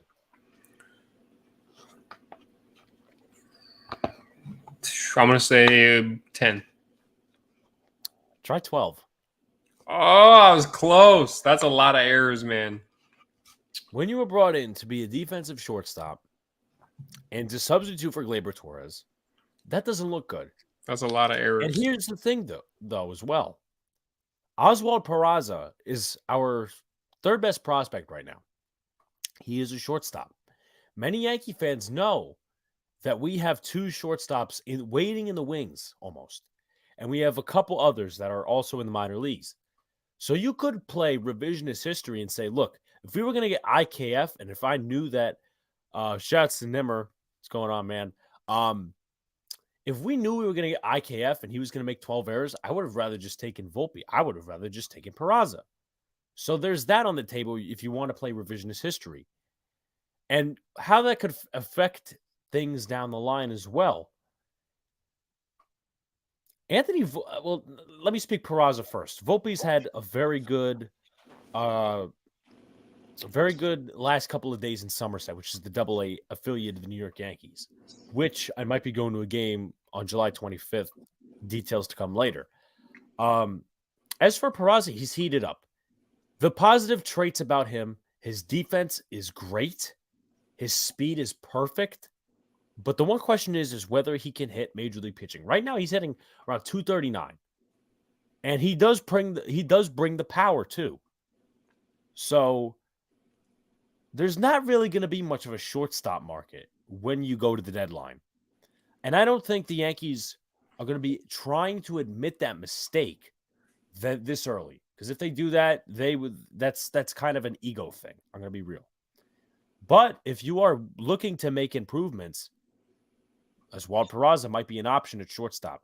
If you get a better glove on the left side of the infield on a defense that's pretty good already, Glaber's good at shortstop. Second base. He's not good at shortstop. LeMahieu's good all over the infield. And here's the problem with, that though. Here's the problem with IKF and the way the Yankees kind of constructed this team. There is 2 shortstops on the roster. IKF and Marwin Gonzalez. And you're talking about IKF and the struggle he's having right now, other than tonight. And you're talking about replacing him with Marwin Gonzalez, who can play the outfield in a lot of different positions. As Sox, he was a Red Sox for a little bit. If you're talking about bringing Marwin Gonzalez in to any part of the field, the lineup, whatever, it still leaves you with holes. Because guess what? The way you look at this team, and you have to be realistic, you can't even say that to bring up any minor leaguers like Florial or Andujar or trades yet. We're talking pre-trade deadline. For right now, with Gonzalez, if you put him at shortstop, which he's been good at shortstop, there's no fucking doubt about that, you still have a hole in the outfield. That whether that's Gallo or Hicks playing, and they're both negative players on this team. So I just have to say that. Sox, if you have any thoughts to my thoughts, I know I've been rambling. No, it's all right. I don't know exactly how Marwin Gonzalez has been as of late. I know he ended up not, working out super well for the Red Sox. It was nice to have a utility guy, especially when we were looking for a second baseman. But him at shortstop might not be a bad idea. His clutch hitting down the stretch ended up not being good at all. But you mentioned IKF had a nice day today. He has 12 errors on the year. Right. When you're brought in to be a defensive guy, that's tough. But I think he has brought a little bit to the Yankees. As I'm looking at from the outside in, they're doing something right with that record that they have. I think he brings a little bit of electricity. The errors are tough, but I don't know if Marwin Gonzalez is the right guy over him at short, to be honest with you. Here's where I will cross combat that, Sox. Marwin is hitting in the 250s now. He was hitting 208-ish at the beginning of the season. My thing is, right now you ride the hot hand, and if IKF, let's just say the hot hand stops. You ride the hot hand stops, he starts struggling. Okay, back to the bench you go. You play a different position, whatever. IKF is at shortstop, and if he's still making those errors, you have to move and say, we got to call up Peraza, see what he's got, because he's got a bigger ceiling. He's got a better ceiling than IKF, and we need to make our team better. We can't have these little hiccups. And honestly, what do you have to lose? Because IKF, all he does is hit singles and occasionally steals a base. And when Peraza has the power, when he has the potential for that power and all the stuff he brings, I would take dibs on that. I mean, that's maybe at least give him a shot, especially if the errors continue to come. Maybe they'll give him a shot. Yeah. So Jets Mess says the Yankees have the 18th worst batting average, and it's getting worse. They're currently 19th. Your boy Hicks is at 218. It's the bottom of the lineup, and you know what? I'll say this, Sox. The guy who hit a home run off Garrett Cole in the no-hitter game, guess his batting average? 153. I'll give you another guess. 218. 077. I knew you were going to laugh at me for that one. 077 his batting average was. That's tough. You can't be giving up home runs to those guys. And I very much agree with you. But what I will say is this. You look at the Houston Astros bottom of the lineup. Jake Myers, who barely got any MLB at-bats. He was hitting like 200. You look at other guys. Martin Maldonado, who's mostly known for defense, but he's hitting in the 190s. When they're playing better than your bottom half of the lineup, and your bottom half of the lineup has better stats, kind of screams something's wrong there. Yeah. And maybe they're just having some small issues that are fixable. Being a long season right now is the time to get rid of them. The Red Sox are going through those things right now. JD Martinez struggling a little bit. And it screams things are wrong, but at the same time, these guys turned it around at the end of last year. The Yankees, maybe it's the same thing. You don't want to move around too much. I feel like looking from the outside in, Yankees fans love to, as soon as one thing goes wrong, they just want to fucking move it and fix it right away. But, looking at it from the outside in, you've won a bunch of games. You're in first place. Pump the brakes a little bit, in my opinion. Well, yeah. Of course, I will combat that with the right fans are focused on the playoffs. Regular Yes. season don't mean shit for us. Yeah. But I will say that. Did you see that video? I'm going to look and see if it's still on Barstool. But there was like some Met fans that were in Barstool studios or something. They were watching a Mets game. They were totally flipping out. I'm going to see if I could get this video. It was very funny, though. And I think Frank the Tank was part of it. And they were like flipping out or something. I'm trying to take a look now because obviously Barstool is a lot of media. Of course, I'm not logged into my Instagram, but I'm going to try to find it on Twitter. But apparently, they were flipping out. Damn. Okay. So and to your point about Yankees fans being all playoffs and the right ones, which I don't blame them. That's the right thing to do. Boston fans are the exact same way. It's been 13 years. Correct me if I'm wrong. Since the Yankees have won a World Series, so maybe it's time to pump the brakes a little bit on that too. I understand it's World Series or bust, but so far it's not been for a decade and a half almost. Right. And, here's the thing, too. I'll drop this bomb on you, Sox. I'll drop this one as I keep looking for this whole Mets reaction.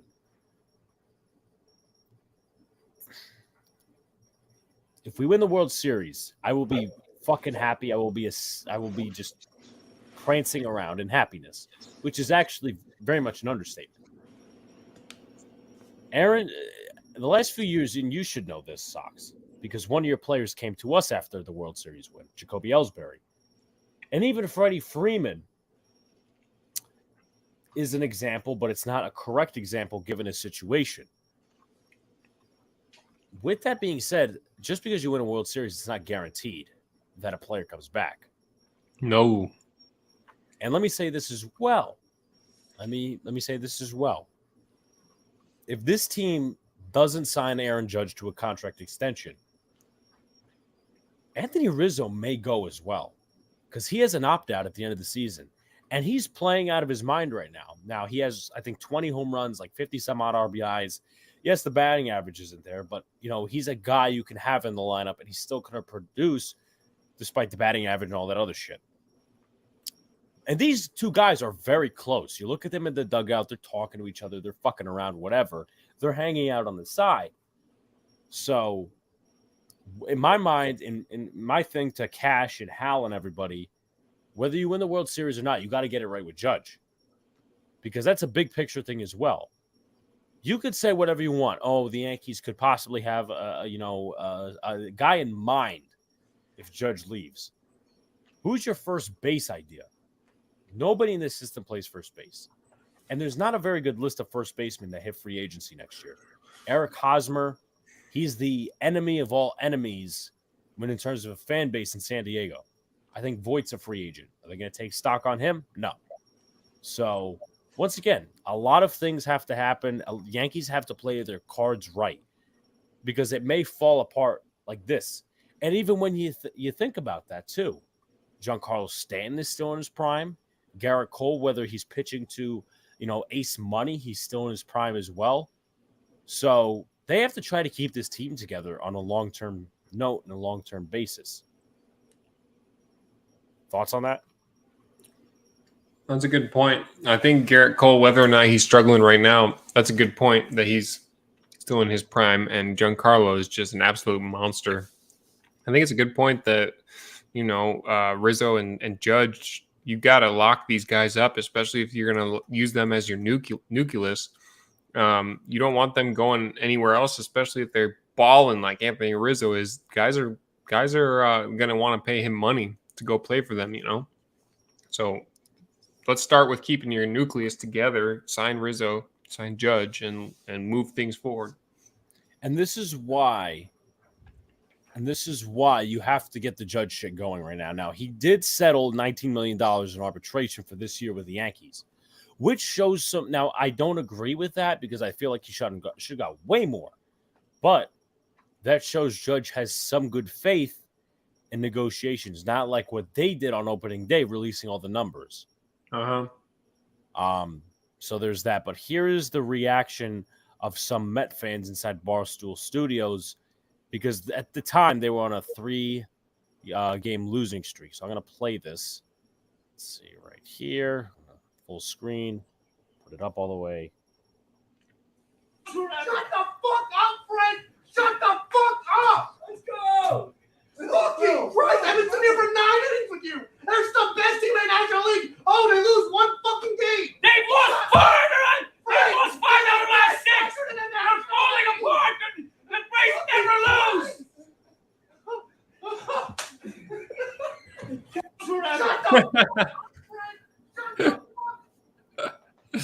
So what? They lost 5 out of 6? They were on a 3-game losing streak. I don't know what their teams were, but Frank was unhappy. Frank the Tank, of course. And the one guy behind him was like, they lose 1 game and you're flipping out. Now, just to remind everybody, the Braves are 3.5 games back. Yeah. Don't forget about those Braves. Do not forget about them, because they are in the top wild card spot, if I'm not mistaken. It's either them or the Padres. National League, it's the Padres and it's the Braves. So I don't know. It's getting pretty dicey over there. So Met fans, enjoy the fame while you have it, I guess. Yeah. I did not hear that. I know you sent me an article before. My mistake. I didn't read it. I'm gonna go back to it once we're done the show. How can anyone justify Tony La Russa still having his job as a White Sox manager? They've had some really serious injuries. I don't like Tony La Russa. I know all that shit with Josh Donaldson, but even here's what I'll say about this. Did you hear about what happened with Max Muncy a couple of weeks ago when the Dodgers and the Sox versed? No. So 1-2 count. I want to say to either Muncy or Bellinger. 1-2 count. They walk one of those guys. And there's 2 runners on. I believe Muncy came up, or it was Bellinger. I believe it was Muncy. They get to Muncy.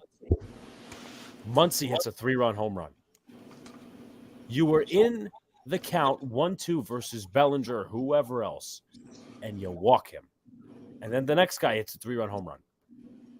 You know, Tony La Russa, after the game, when he was being interviewed in the clubhouse, still thought that was the right move. Yeah, that's tough. To be 1-2 on a guy and they intentionally walked him? That is... I mean, it's not like he's getting the Barry Bonds treatment out here. You're trying to win a regular season game and you walk a guy in 1-2? Maybe Tony's right. I think Tony's losing a little bit.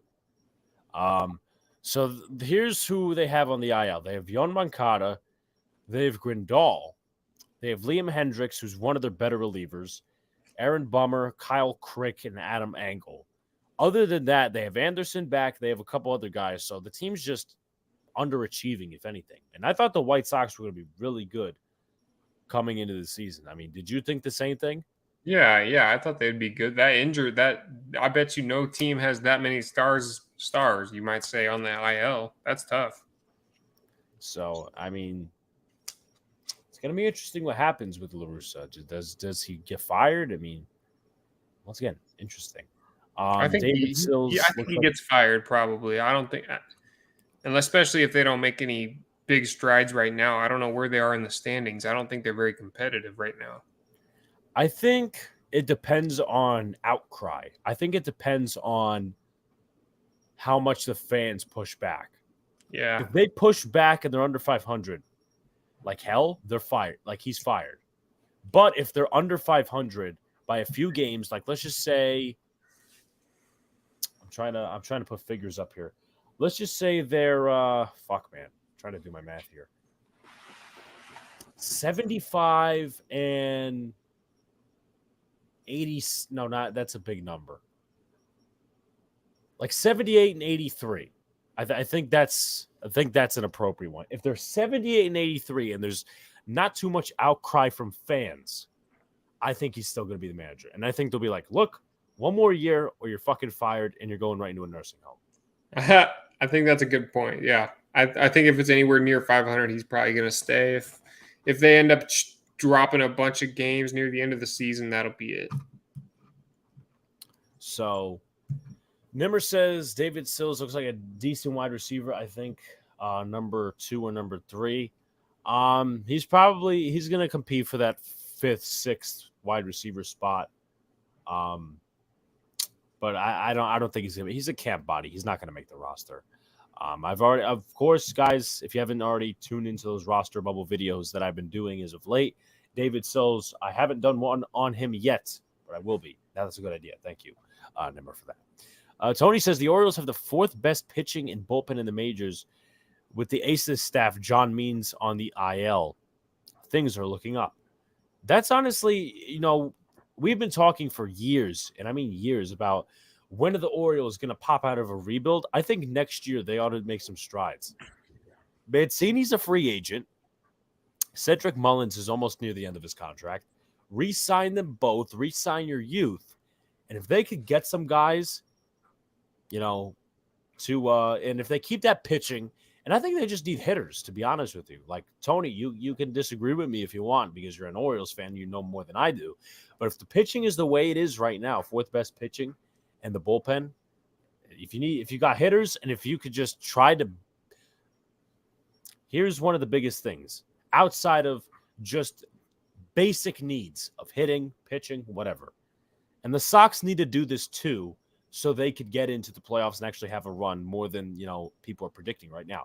They need to beat their fucking rivals because the Orioles the last few years have been known as the little brother of the stepbrother of, a family of 5 or whatever, siblings of 5, whatever you want to call it.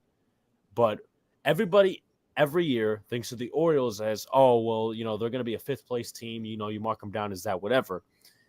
But they need to do some things next year where it's not just another, step in the right direction. It needs to be, I'm not going to say playoff worthy, but you need to be under 500. You need to be, above 500.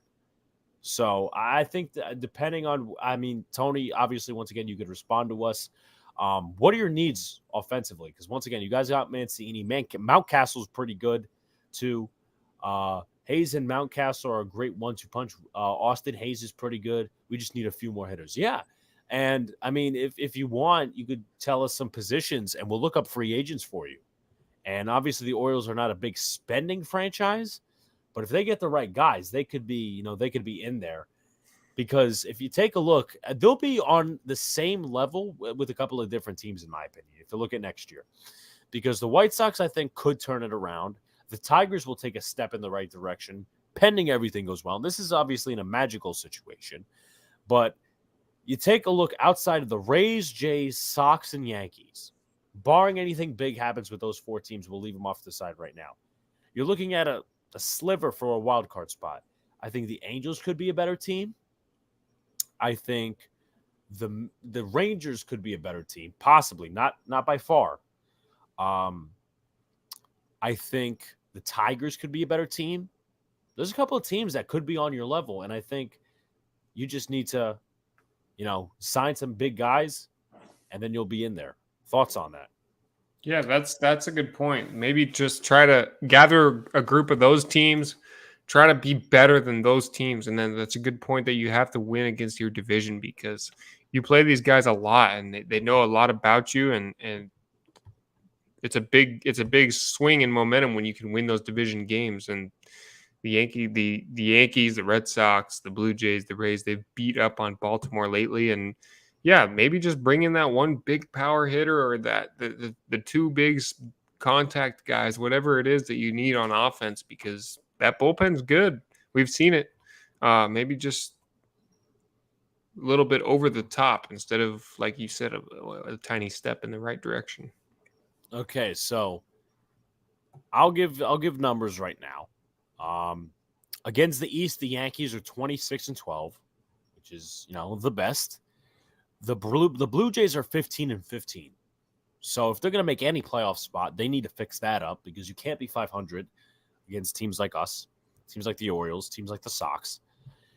The Red Sox are 8-16. Believe it or not, Sox, that's actually worse than the Orioles against the division opponents. That's a tough state to be in. Yeah. That's the worst record division-wise against division. I mean, I would say that it's a good thing that we're that bad against the division and we're still sitting here in second place and in the wild card spot. So if we win even 25% more of those games, we'd be sitting really pretty right now. It's really big on the bullpen. Hansel Robles choked a bunch of those games away in the ninth in those division games.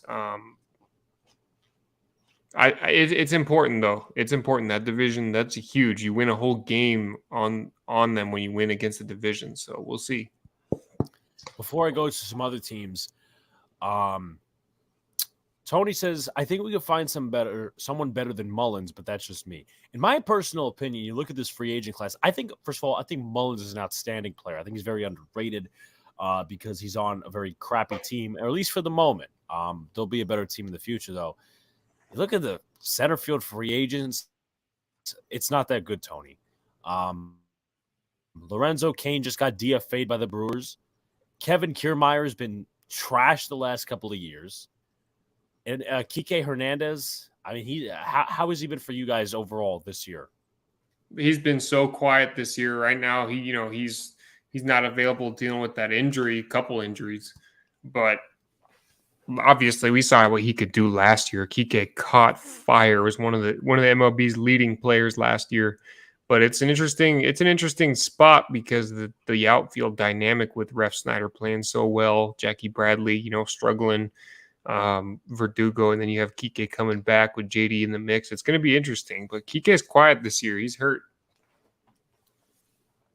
It's weird. I saw Refsnyder was leading off the other day. How did he do? Dude, he's hitting balls all over the place. He had a hit in like his first 13 games or something like that. He's hitting over 325 in his short time with the Red Sox. So I think they're going to look to keep him around for as long as possible. Honestly, you've been telling me for the longest time about this right field problem. Try to stick him out there because he plays left field. He plays all over the infield. He was supposed to be the future second baseman for the Yankees. But because of attitude problems and all this other shit that came in, he wasn't. And they ended up trading for Starlin Castro. Yeah. And I always like Refsnyder. He didn't fit with the Yankees. He ended up getting traded to the Jays, I believe.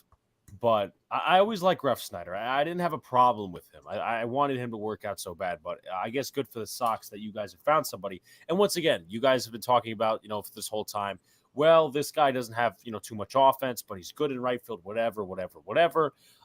Jackie Bradley doesn't have a bat, but he's good defensively. If Rob Refsnyder gives you at least solid defense, I think you have something in right field, me personally.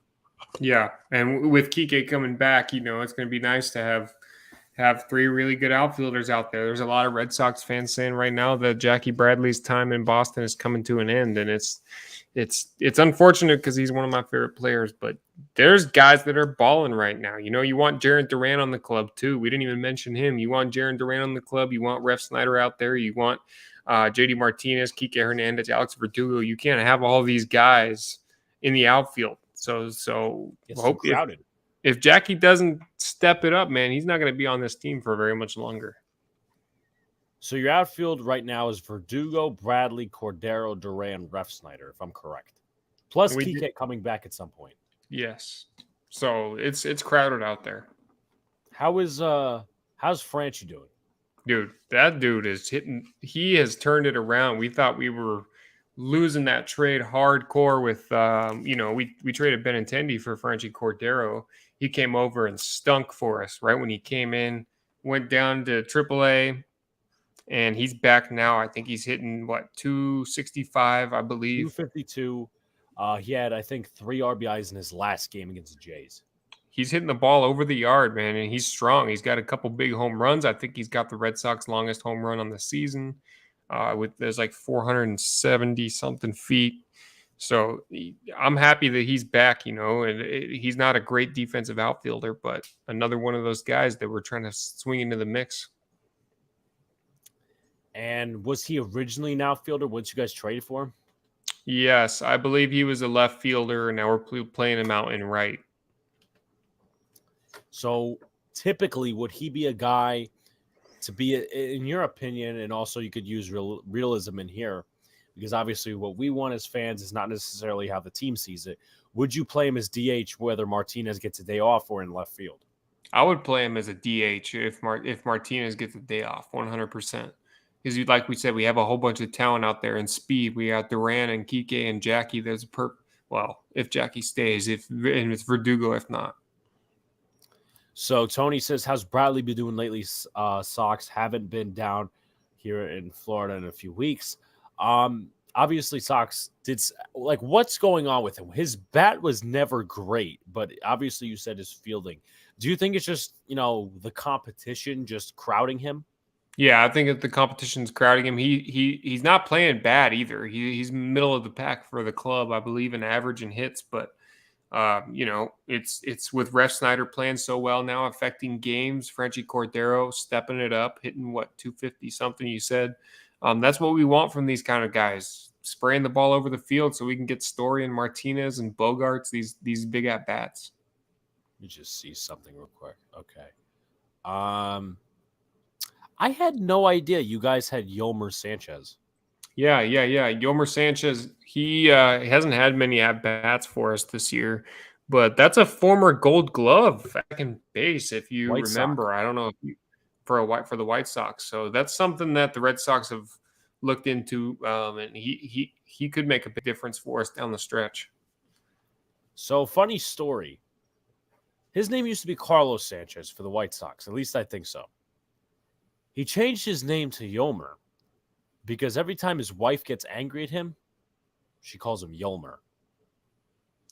Really?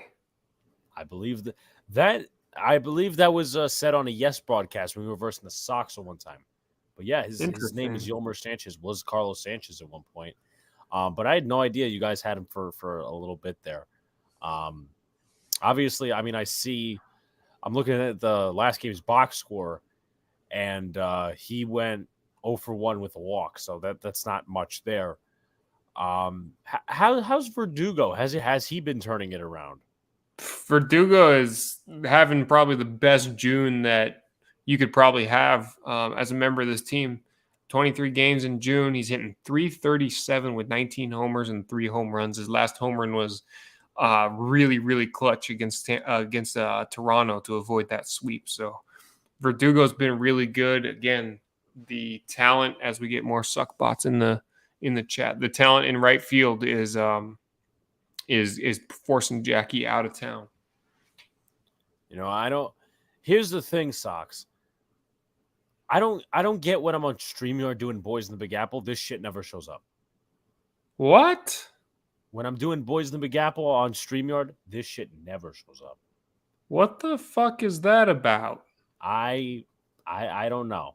YouTube needs to do a better, and it's weird though, because like YouTube, after I go live for something, most likely on StreamYard, I'll get these bots in the comments speaking a different language. That happens on my Big Beat channel in the comments. I'm just like, there's a bunch of bots in the random different languages. Like, what is the point of this? What is the point of all these bots? I have no idea. Let me ask another question, because we were talking about pitching being concerned. I saw that your bullpen on the last game that Toronto won blew it. Like, what's the state of your bullpen like, and how's it affected the last series against Toronto? Well, it's just like you don't know what you're going to get from the starters. The Red Sox starters have actually gone pretty deep. I think 7 innings in the last 3 games, if I'm not mistaken. You get to the bullpen, and it's like you have Schreiber, you have Strom, you have Tyler Danish.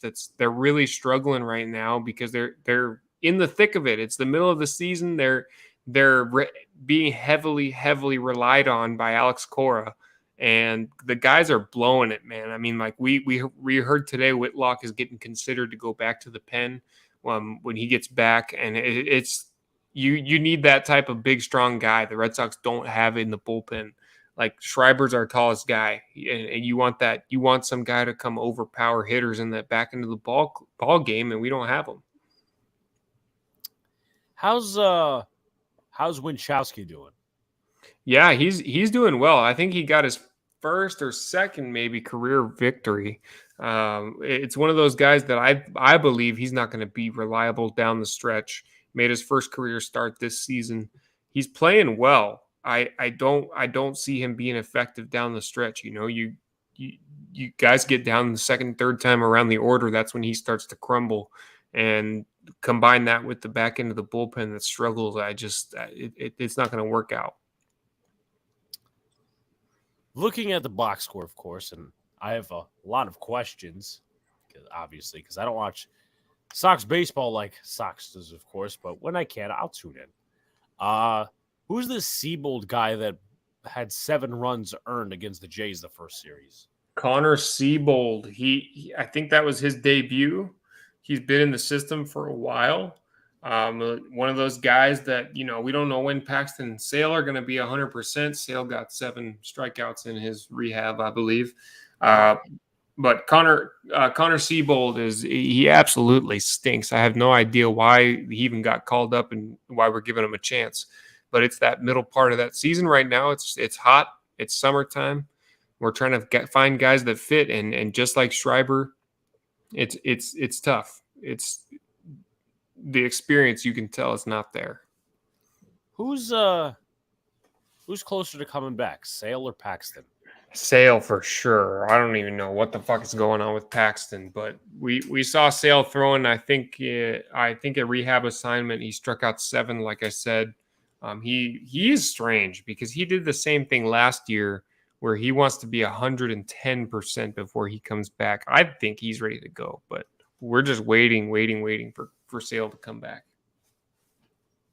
Interesting. Now, how long is Paxton's contract? I think he has a 2-year deal. It might be that 1. Would make sense because if they just signed him this year, right? Yeah, they signed him this year. They knew his injury was going to be some sort of an impact. Yeah. So I don't know. I think things are going to change way down the stretch. You know, when we get the Red Sox rotation is going to look way, way different.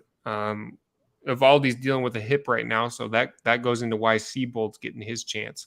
So we got Sale, we got Paxton, we got Evaldi coming back. This is going to look way different, top to bottom. Any minor league Red Sox making an impact enough for a second half boost in the big leagues? Now, Jeter Downs, didn't he make his debut a few days ago? Yeah, he did. Well, I think he made his debut a while back, if I'm not mistaken. It might have been even last year. I could be wrong on that, but they brought him up to give him some room with the recent injuries. But the guys that are making the big strides right now are the guys that they've already given a chance to. Jarren Duran, Ref Snyder's playing well. We'll see what Downs does, but right now Xander's the guy right there. Weird, because I'm looking at a different site to see what he was doing. Apparently, they called him up, obviously, a few days ago. He was hitting 180 for Worcester. Who's that, Downs? Downs. Yeah, that's tough. I know he's not ready for the big leagues. We talked about it last time we brought him up. I don't know if it was a couple weeks ago or what, but yeah, he's struggling. I didn't know he was hitting 180, but Xander's the guy at that spot. We don't need to worry about Downs right now. So let me ask this as well. Because obviously you said this guy ain't ready for the majors just yet. He's hitting 180 in Worcester, I think 192 now. Do you see him taking over for one of Bogarts or Devers next year, or do you think he could be in a package for a relief pitcher at the deadline? I think he's more package material because, like I said, I hope the Sox keep both these guys around. So I don't want to see him replace anybody, to be honest with you, but I'm cool if they deal Jeter Downs. I'm not the highest on him. I don't know why. Red Sox fans are so high on him, but I don't know. I don't see it. Of course.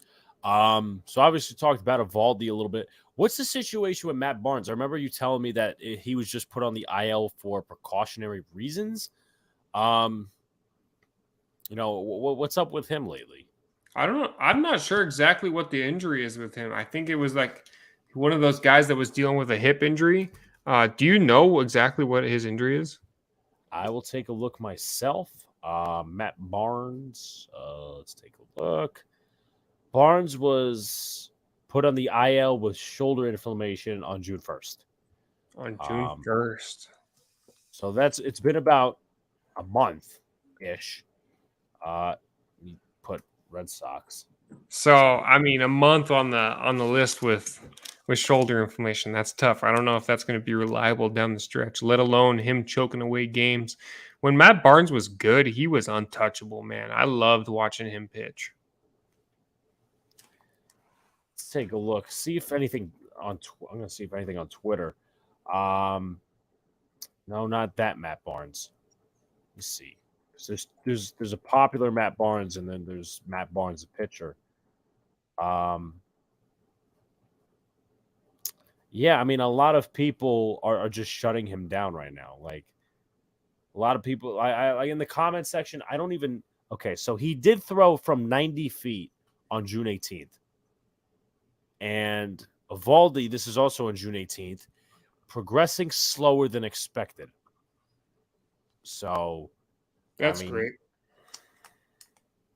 It's going to be interesting. As you said, this Sox pitching staff is going to look totally different in the second half of the season. The guys will get healthy. They really will. And sorry to cut you off. I know we're going to probably wrap this up pretty soon, but I'm excited. I'm excited the Red Sox are competitive, man.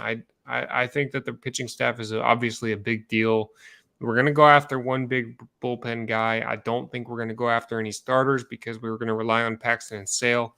But that's the big picture right now is our bullpen. So Tony says if the Sox don't re-sign Devers, it will be as bad as the Yankees not signing Judge. I agree with that. For the respective fan bases, it will be bad, but it's going to be a lot worse if you compare it for the Yankees. I mean that re-signing Judge would be hell. I think we'll cut this at the 2-hour mark. But obviously, I went over the Astros thing. I went over a little bit of the shortstop thing of free food and all that stuff at NYYNews-TV Day. Let's see. Obviously, went over all that stuff.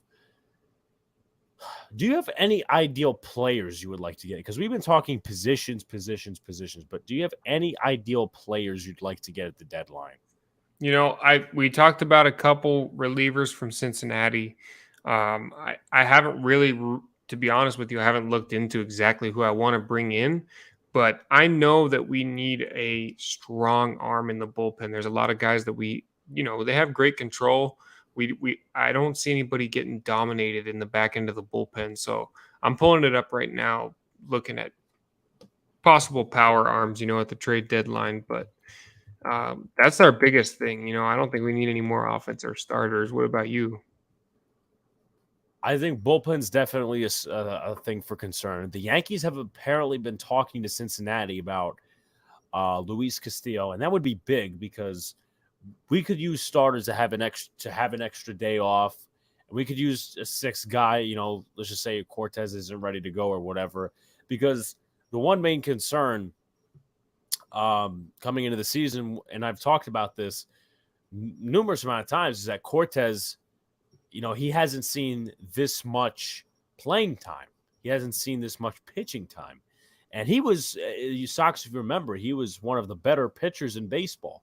Now with these starts where he's given up some home runs, he's kind of going back down to that level, which is, of course, for this type of player and his type of story is exceptional because he's still pitching well. I think he's still got that ERA under 3. It's not like he was at the beginning of the season just dominating guys, but I think he's still an all-star. However, if you don't really want to have that in the playoffs where you're going to say, oh, well, we'll throw out Nestor out there, or in a different case where you get guys like Cole out there and Sevy, but you don't know who to throw into game 3. You don't know who to throw in a game 4 because that back end is not shored up. So Castillo is an option. The there's a couple options, obviously, in terms of relievers. Scott Barlow from Kansas City, and you always have to wonder whether a team is selling or not. But bullpen, it could easily be helped out by hitting, but at the same time, we have a lot of guys coming back. Chapman, Loizaga, Herman, and Britton. You don't, as I said before, you don't know what these guys are going to be. Same thing for the Sox with Sale and, Barnes, for example, and Paxton. You don't know what these guys are going to be, and depending on them and having any expectation is going to be tough, especially when you have a crowded bullpen. And now Sox, obviously, the Sox bullpen hasn't been very good. You've had guys that have been struggling all over the place. Meanwhile, for the Yankees, you've had your guys that are doing good. Ron Marinaccio's one. Wandy Peralta's gotten better. Michael King's shaky, but he's overall a good pitcher. But at the same time, when you bump that into realism with the type of guys you're dealing with in terms of, the upper echelon of the team, front office, Brian Cashman, the way he works out things with contracts or whatever, I mean, are you really going to expect Lucas Lidke to be DFA'd because he's so bad this year? Are you really going to expect Chapman to go anywhere? I don't think so.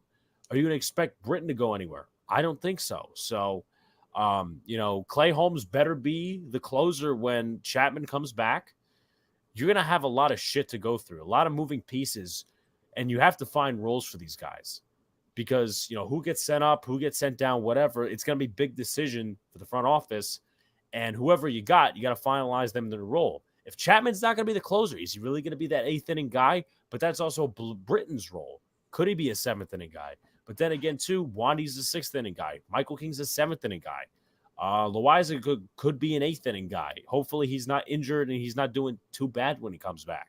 So once again, a lot of moving pieces, and it's a good problem to have. But at the same time, if those pitchers are shit, it's a bad problem to have. In terms of the outfield and in terms of total position players, they need to go out. First of all, they don't need a catcher. I know a lot of people have that complaint. They don't need a catcher. Trevino is an all-star. They just need to play him more. As far as outfield goes, I think they only need one outfielder because Benintendi, if you slip him in there, if you slip Brian Reynolds in there or Adam Frazier, whoever, a contact hitter, that gets rid of the problem. And maybe what they could do is take Gallo out of left field, take Hicks out of left field, make Hicks that 4th outfielder, put Benintendi in left, Judge in center, Stan in right. That would be a very good outfield. Now, you look at the infield, if IKF is still struggling, you could either do calling up Peraza, or you could put Marwin Gonzalez there, and you'll have a fine infield. Donaldson, he's not hitting well, but you could put LeMahieu over there because he's good defensively and is at least solid offensively. He's better than Donaldson. Glaber will do Glaber at second. Rizzo will do Rizzo at first. And things with one good move could turn things in terms of the vision of the playoffs could turn very differently for Yankee fans, where some things open up in a good way, and we feel like we could compete with the Astros when it gets to Game 6, when it gets to Game 7 of the ALCS, because that's where they're going to battle. It's not going to be early enough unless some team, whether it's the Red Sox or it's the Rays or it's the Jays, I don't think they're knocking out the Astros in the first round. That's not happening. Any thoughts on that and any final thoughts? Yeah, man, I think that's a good point with the Yankees. Me working full time, I don't have fucking enough time to look into all this shit as much as I wish I did. But here's the thing: the Red Sox have the sixth best rotation in all of baseball in May. They have one of the best rotations, top half of the league at least. So the real issue is our bullpen. So we just gotta make the best of what we have. I like the fact that Core is, experimenting, seeing what guys have with Schreiber, Danish, Seabold coming in and making his first start. A lot of people are talking about Gregory Soto coming over from Detroit. That's one of those guys that could be a trade deadline move. But I'm not huge on him. I think he's a big fly ball hitter. But another one that I see people talking about a lot is Michael Fulmer coming over from Detroit. David Bednar is him. I know the Yankees fans have talked about him too. David Bednar, the right-hander from Pittsburgh, he's also a fly ball pitcher. I don't know why Sox fans talking about him. For Yankees' sake, I don't mean to interrupt, but we don't need any fly ball pitchers. Andrew Heaney was enough. Yeah, right. Yeah, well, I don't think Sox need any fly ball pitchers either, especially at Fenway Park. So we'll see. We'll see. It's going to be one of those guys. It's going to be one of those mid to top tier, hopefully strong bullpen arms, and we'll see how it goes. I just want everybody to get back and be healthy. Another thing is Hansel Robles stays away from the ninth inning. He has to. The guy chokes. He's terrible in the ninth inning. He's good in the fifth, sixth, middle reliever guy. Verdugo's on fire. Rafael Devers is on fire. Michael Wacha should go back to the pen. We need a big arm, and that's what I got. Of course, Pete popped in the chat. Shout outs to Pete, who's under the account of NYYNews-TV, said legends always work. Pete's probably right now organizing our next event, which I know, but unfortunately I can't say it because we don't want to come out and say we're having this, but it gets canceled. But we have some very big things in store. Over 100 came out to our event on Saturday, and it was really fun. This is, of course, our team picture, minus one or two people. I don't have that picture on me right now, but I'm in the middle with the gray shirt and the white New York Yankees hat. Then Luke is on the side with the sun hat, and I'm next to Pete, who's crouching down with what looks like a Stella Artois in his hand. But I appreciate Pete kicking in and saying hello. Hope all is well, and great game season done by you, Stacy, and Joe, of course. But if you haven't already, like, comment, and subscribe. Turn on post notifications so you know when a live stream pops to your jobs. Appreciate you coming back. More Roster Bubble Series videos on the way every day leading up to training camp. And if I miss a day, you're getting 2 the next day. Sox, obviously, it's always great to do a podcast with him going on many levels, many sports. His Sox seem to be doing well. Luka looks like a landscaper. I say he looks like Alan from the second Hangover when they're in Bangkok, Thailand, and they're walking around and Alan's got that drink. I was gonna say he looks like he's on vacation. He looks like he's at a zoo or something. But that benefited for him because I ended up getting probably more sunburn than he did. But turn on that notification bell. Share this out, of course. Share out both channels. Make sure you hit that subscribe button. Do all the good stuff. We appreciate you guys. And we'll see you in the next live stream. No Boys in the Big Apple next Monday because, of course, that's 4th of July. Have a good weekend, everybody, and we will see you next time. Peace.